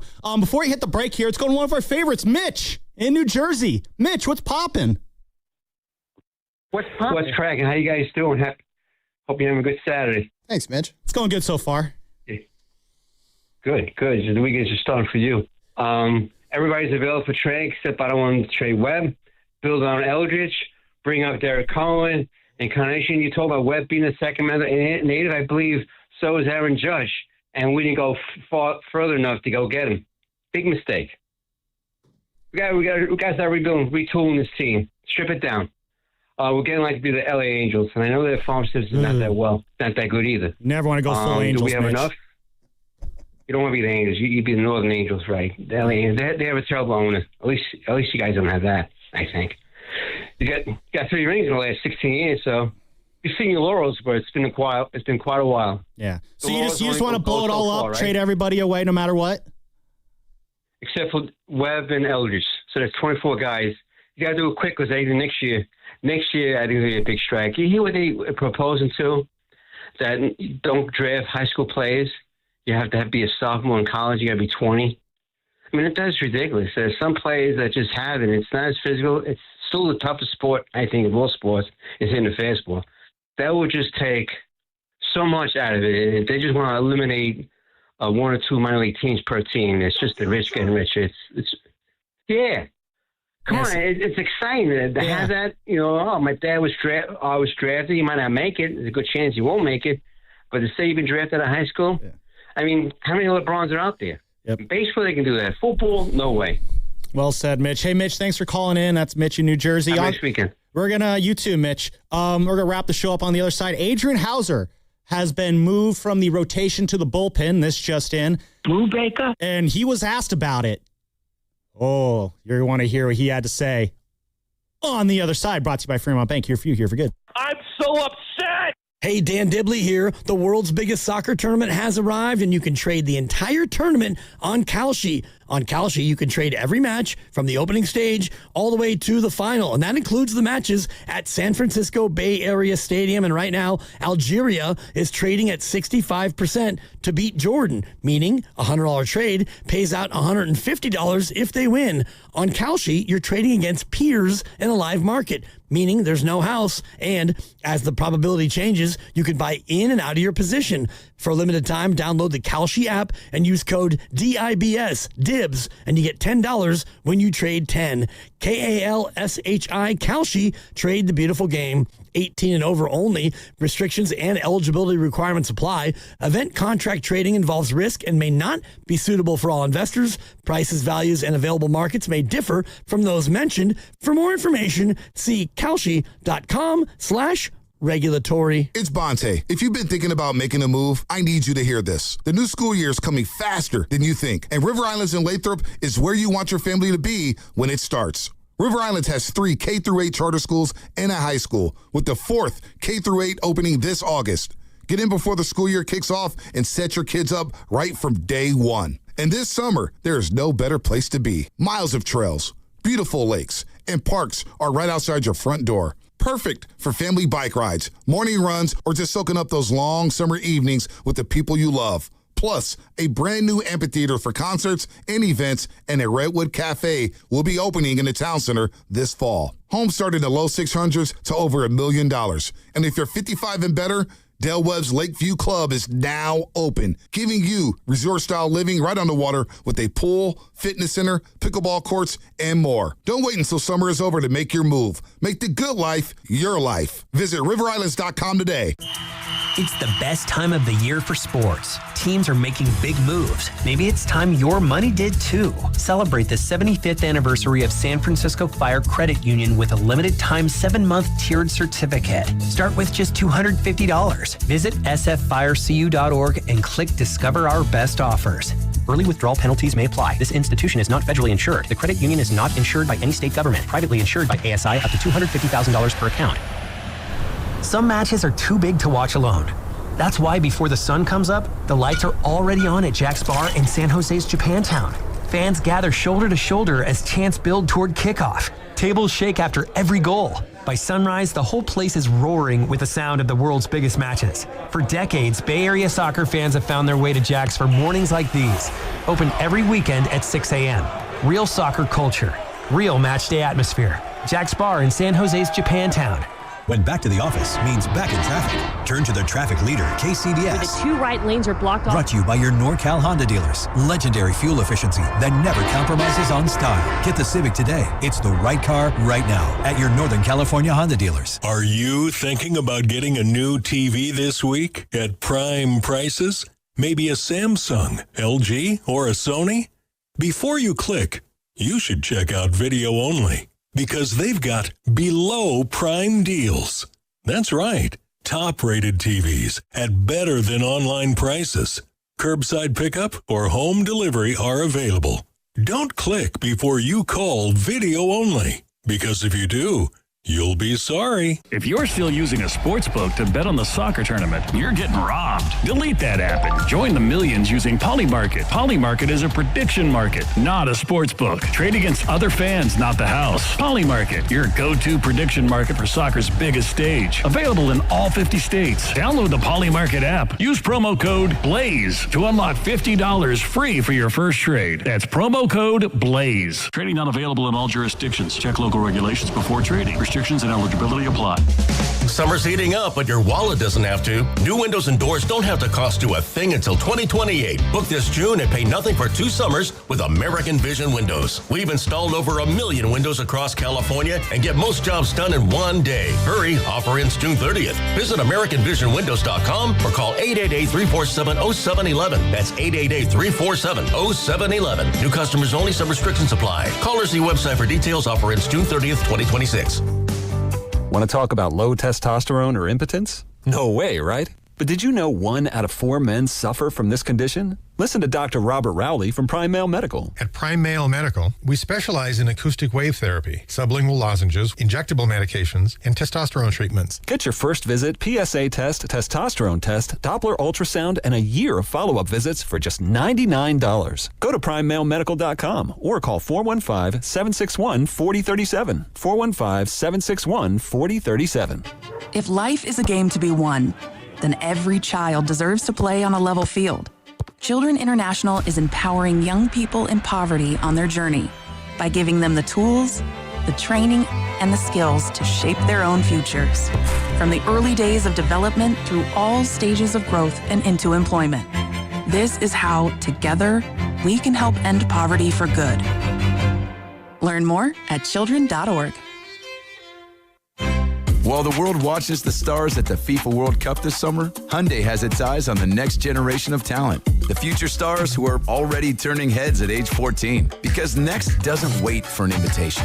And neither do we. Hyundai has always moved the future within reach. We did it when we made advanced safety standard on every vehicle and engineered EVs with ultra-fast charging capability. Because the future isn't some far-off concept. It's already here. Next starts now. Hyundai, an official partner of FIFA. Hosting this summer, the Great Greek Mediterranean Grill has you covered with catering. Serving an award-winning assortment of authentic dishes, dine in or place an order at thegreatgreekgrill.com. For a chance to win a gift certificate courtesy of The Great Greek, visit 957thegame.com.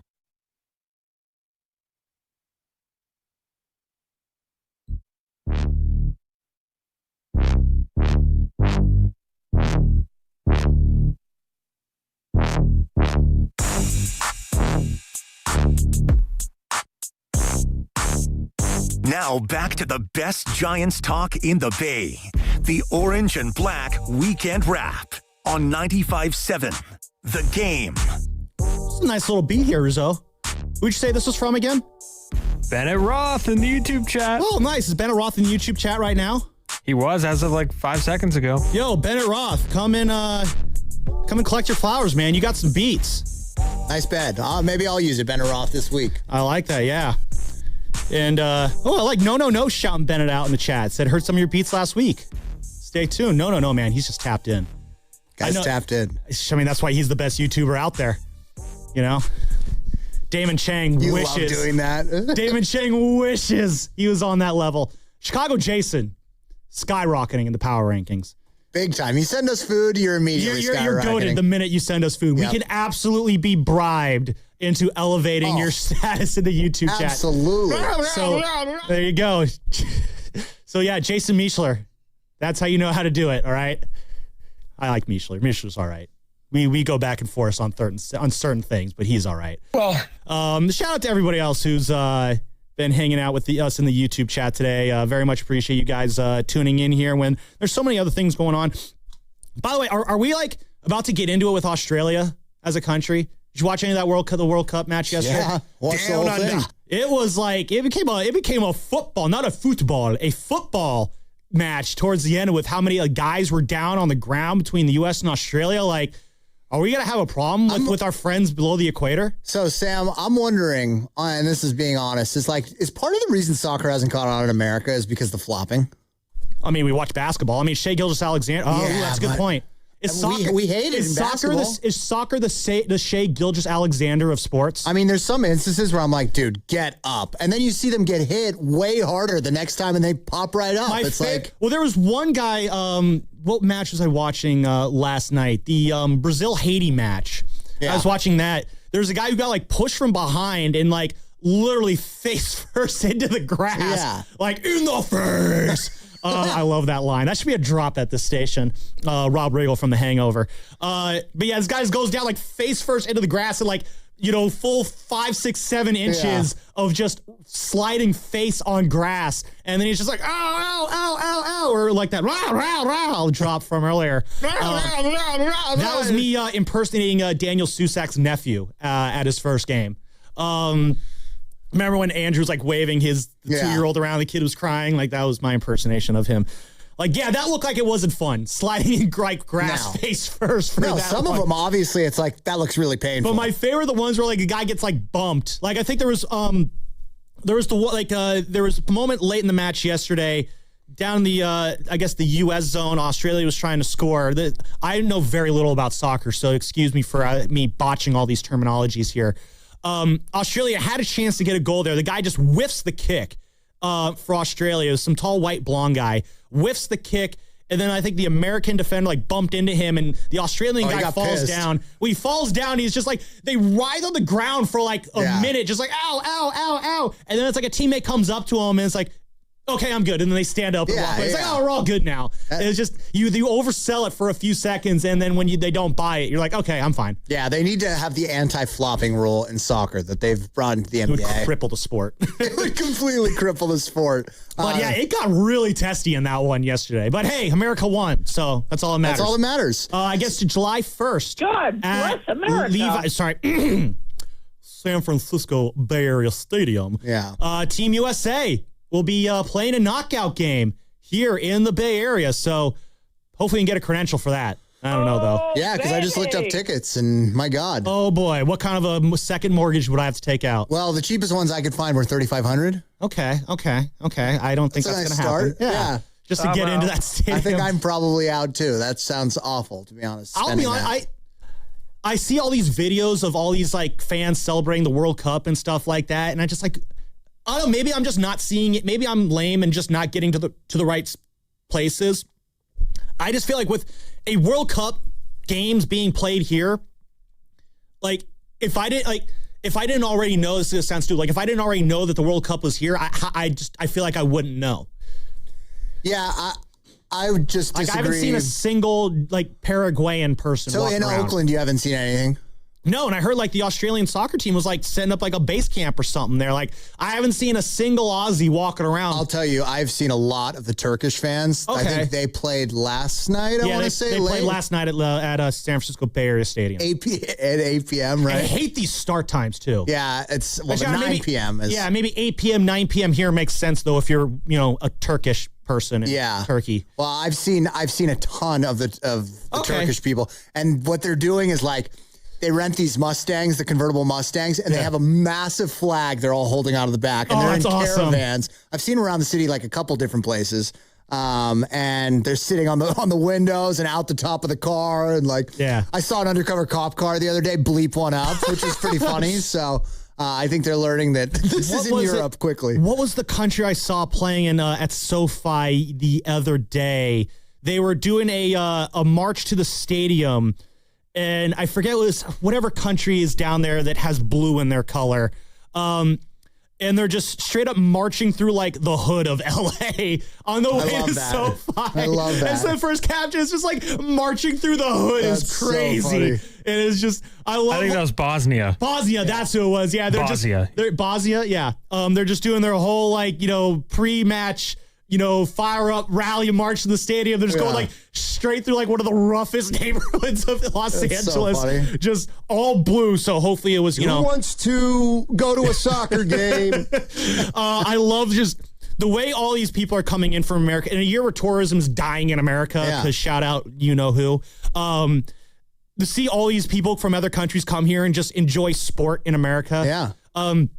I was watching the Mexico Korea match the other night, and I decided, Carter, watching the Mexican fans down there, I kind of want Mexico to be in the final. Yeah.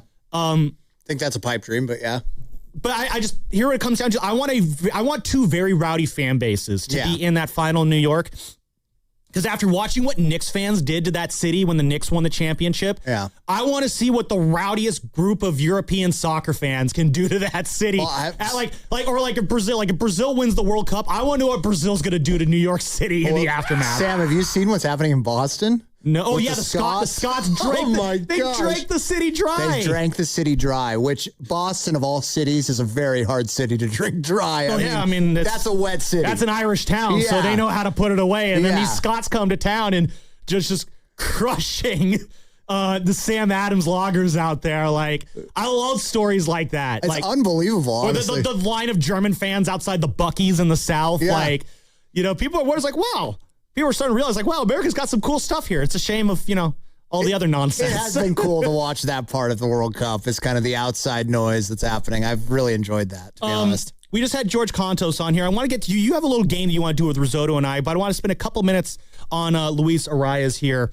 In or out on trading him? Because I feel like I told Dan this last week. I've been saying this all year long. Luis Arias is a privilege. You need to be a good team to have him. The Giants are not a good team. Ergo, you lost your Luis Arias privilege. It sucks. I have enjoyed Luis Arias so much, and I said it on the roast the other day, and I'll say it again now. I want to change the rules on the Wall of Fame to put him on it. Like, I cannot think of a player, like, when it's all said and done, Luis Arias might go down as the most popular 4-month Giant in history, which is a weird category to create. Yeah. I mean, it's him, maybe Melky Cabrera. I was just going to say Melky. And Andrew McCutchen in 2018. So it's a very small list, but he's on that. He's at the very, very top of that 3-man list. I'm in the boat of I think they should trade Arias. I think that's the right move. I love the guy. I was a fan. I was a fan. You and I, we were there first. We were the only two in this whole building who said it was a good signing. They called us madmen. Yeah, and I was ridiculed by some of our coworkers. Why are we playing the stop and drop? Why play the stop and drop there, Steven Risotto? Yeah, someone's behind the glass who was not into it. I'll admit when I was wrong. Yeah, in fairness, I'll defend Risotto. I think a lot of your concerns was about him defensively, right? My main concern was just the fit. Nothing about the bat. The positioning. Yeah. He was the worst first baseman in baseball, and you're moving him to middle infield. I just didn't see the fit. No one saw him being this good on defense. And I give him a lot of credit. I want to be clear. I give Rizzo a pass. It's Grandy that I'm hard on because we got in a screaming match behind the glass one day. And Grandy kept going. I screamed at Grandy. Grandy kept going, you just don't know ball. You just don't know ball. And now that this happened, and so we had a burrito bet, and he's like, I already lost. So. Yeah, please, get away from me. Is he going to make your burrito with love? Or is he actually going to buy you one? Oh, no. He's not making my burrito. That's not happening. Yeah, so Grandy is the only one who I really give a hard time to about that. Grandy and I have been going at each other over Bryce Eldridge's playing time. I am of the correct belief that maybe Bryce having to sit and watch a few games before getting in the lineup every day was actually beneficial for him, especially since Tony had precedent of doing that. He brought up a guy, Blake Burke, when he was a freshman at Tennessee. He did the similar thing, made him watch a few games, then put him in the lineup. Blake Burke right now the number 15 prospect with the Milwaukee Brewers, so clearly didn't impact his development there. My favorite take is, well, if you played Bryce sooner, the record would be a lot better. Sure, they're 8 games below 500 instead of 13. That's insane. Like, come on now. Let's be serious here. So, but yeah, listen, if the only way I'm not trading Luis Arias is if you move off of at least 2 of your big 3 anchor contracts. Yeah, I agree with that. I just think like you signed him to a 1-year deal. He's completely outperformed the deal, right? It's like you won, trading him is a win in that sense. You're getting something back, hopefully, good prospects. And to me, that's just seems like the right move. I really like the guy, though, obviously. Really quick, I do want to get to your game. We'll blow through our heart out if we have to. It's just Fox Sports on the other side. I did tease this Adrian Hauser thing. Evan Wiebeck is reporting. And Evan Wiebeck, by the way, shout him out. He's been doing some incredible reporting on the Giants beat of late. Adrian Hauser is moving to the bullpen, out of the rotation. Tyler Mahle is going to be back probably on Wednesday. So the question was, who goes, who stays? They don't want to move Trevor McDonald out of the bullpen, out of the rotation. I like that. I like what we're seeing from Trevor. I think he's moving in a good direction right now. Adrian Hauser tells Evan Wiebeck on the concept of moving from the rotation to the bullpen. I'm not going to be happy about it, but I understand. I signed here to be a starter. I didn't sign here to be in the bullpen, so I'm going to do everything I can to get back in the rotation. Not happy about it. Well, be honest, Adrian. Say this with respect. I don't think a lot of us have been happy with how some of your starts have been going too, so it does kind of have to come to this, unfortunately. This is, much like Luis Arias is a privilege for the Giants, being in the starting rotation is a privilege for a starting pitcher, and hopefully Hauser can turn things around and get back into the rotation right now. But yeah, again, he's saying he wants to do everything he can to get back in the rotation. I love that attitude. And honestly, I like that he's not happy about it. You shouldn't be happy about it. It's been a frustrating season, and I know you expect more from you. We all, as Giants fans, expect more from you. So hopefully this is a way for you to kind of get your season back on track. Oh, I'm rooting for him. Yeah, obviously. Root for all of our Giants. No matter what. That's really all I can say on it. Is I'm rooting for him, and it was rough sometimes, but look, I'd rather see Trevor McDonald. Exactly. That's all. I thought 2-year deal for Adrian Hauser was an interesting move there. He's had moments this year, Hauser. He's had some rough patches too. He's a guy that if he could put together a couple of good starts going into the deadline, does he get some trade value of some sort? I don't know. But anyway, that's something that just popped up this morning. So he's not happy about going to the rotation, and I don't blame him. I would not be happy either. But baseball is a results-based business, and hopefully this is day one of Hauser turning his 2026 season around and getting things back on track. So, Carter, you had a fun little game you wanted to do with Risotto and I. Yeah, look, you two know more Giants baseball than almost anyone I know, probably. There's a couple people I put in there, but it's you two, really. It's probably us two at the station. Yeah, you're gold standard, you know? Should I hit the bed? Yeah, let's get some pen and fever give going. me some game show music. All right. I'm going to try to stump you two. I've got 5 questions that I did not come up with, of course, and Claude did. And I said make them as hard as possible. Number 5. What, Claude, the alligator from the California Academy of Sciences, R.I.P.? Sure. Oh, R.I.P., yeah. He was the white one? The albino alligator? Yeah, who spent his entire life in that little box? Yeah, it's a shame, huh? All right, these only go back to the year 2000 because Rizzo's so young. All right. Okay? Here's where we're going to start. Like 10 years before he was born, but all right. Yeah, I know. I should have made it 2010 or something. All right, here's where we'll start. In the second inning of Zito's 2012 NLCS Game 5 gem, who did he intentionally walk to set up the double play? Oh, my God, that's an incredibly difficult question. I told you. You guys have great memories, though. I'm kind of surprised. It's a very specific question. Matt Holliday. I was going to go Matt Holliday, too. You know what? No. Who was the shortstop? Peter Cosma. Wow.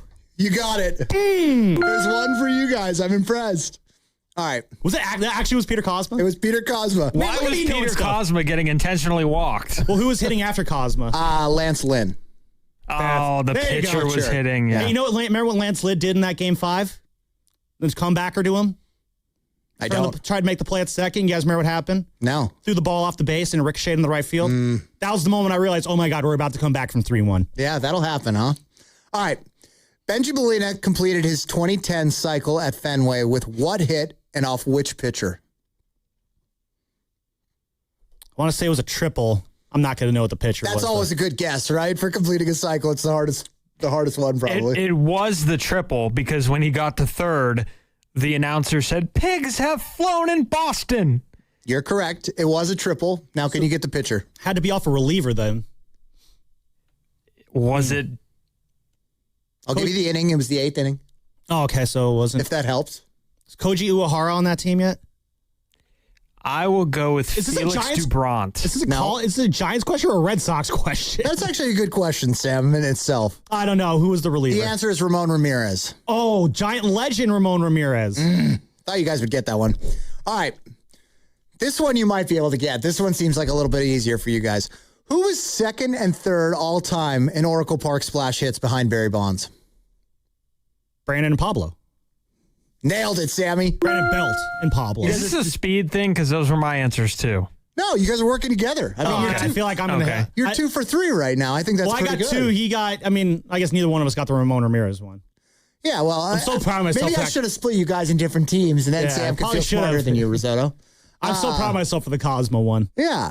What batting spot did Edgar Renteria hit from when he homered off Cliff Lee in Game 5 of the 2010 World Series? 2. No. 8. Correct, Rizzo. Wow, look at this. Yeah, you that's guys a good are one something, dude. All right, last one. I had so much confidence with that answer, too. Last one here. What did Zito do offensively in the 4th inning of the 2012 NLCS Game 5 to drive in the 4th run? Got a base hit. No. Left. Nope. Laid down a sack bunt.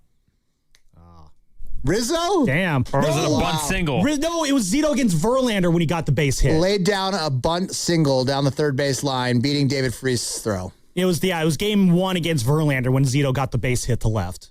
God, I'm pretty impressed, guys. I thought those would be really hard. You kind of a lot of Zito in there. A lot of Zito, well, right? Yeah, I mean, when you redeem yourself with 2 starts and make your contract worth it. Oh, God. Chassis's just punching air samurai right now. He has no idea why he just has. Don't say that. He's going to be here quicker than the Roadrunner. No, the plantar fasciitis in the foot. All right, well, I've got you 2 here.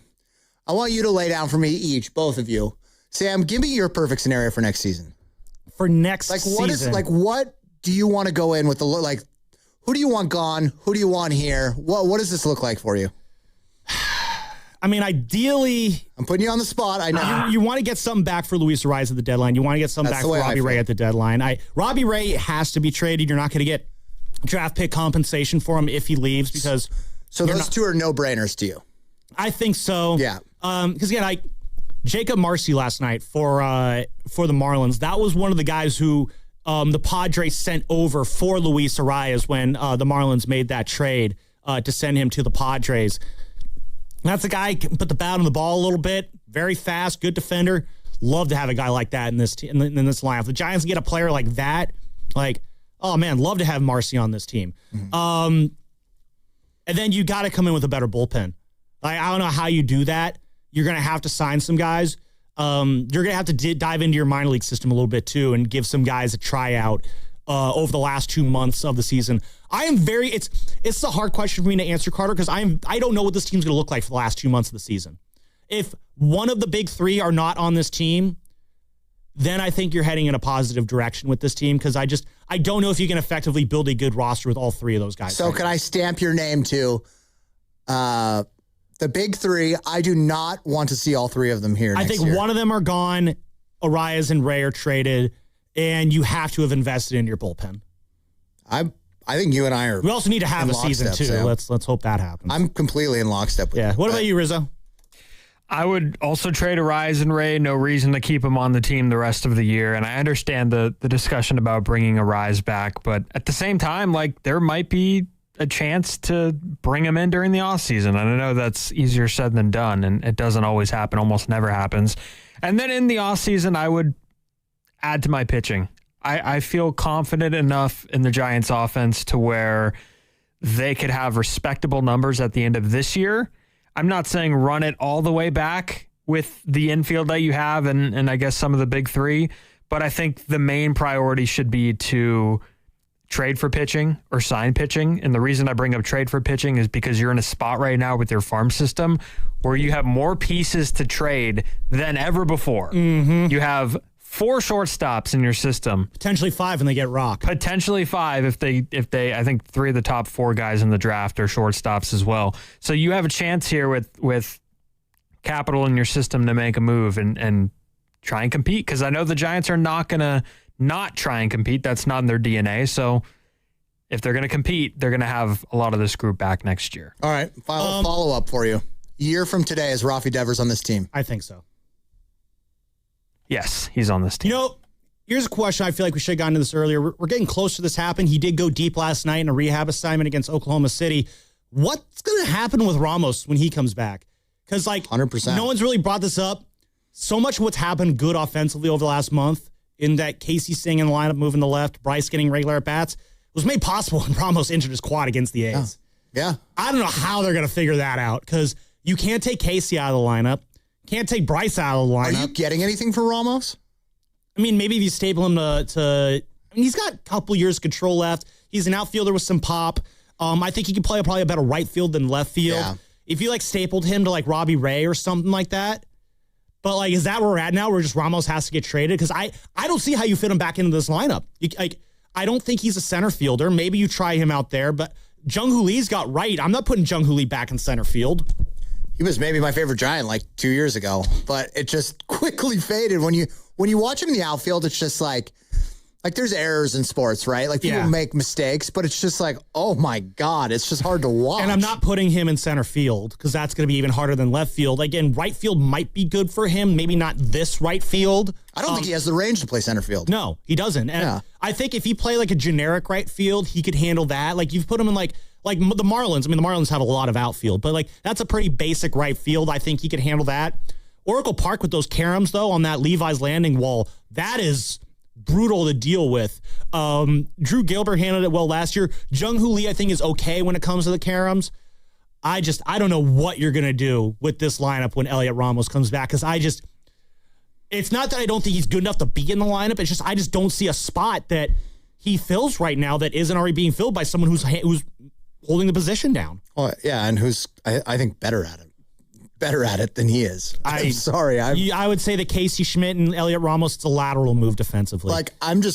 I think I've enjoyed watching Casey. Casey had a play in left last night. There's a fly ball down the left field line. It went foul. I thought, all right, that's a foul ball. He's not getting there. And he got to it. Yes. He showed some pretty impressive range last night. I can't complain about Casey's defense in left. There's been some moments where just ugh. But he hasn't had an egregious error in left yet. Which I felt like Ramos has. Yes. I just feel like we've had a lot of those moments, and I'm just oh my God, dude. The kindest move I can think is you put Ramos in right and Jung-Hoo Lee in center. But I think Gilbert and Bader, when Bader does come back, are better center fielders. Gilbert is sneaky really good in center field. Jung-Hoo Lee had those moments in center, though, too, where you're scratching your head geez, dude. I don't know. Yeah, the grass was wet that one time. Do you guys want an indicator on how much time flies? Casey Schmidt has now played... has started more games in left field than any other position this year. So he has primarily been a left fielder in 2026. Time flies. The only other thing is, again, if you move Matt Chapman, this is why, again, I always look at the Matt Chapman situation. If you move him, that relieves the most roster crunch.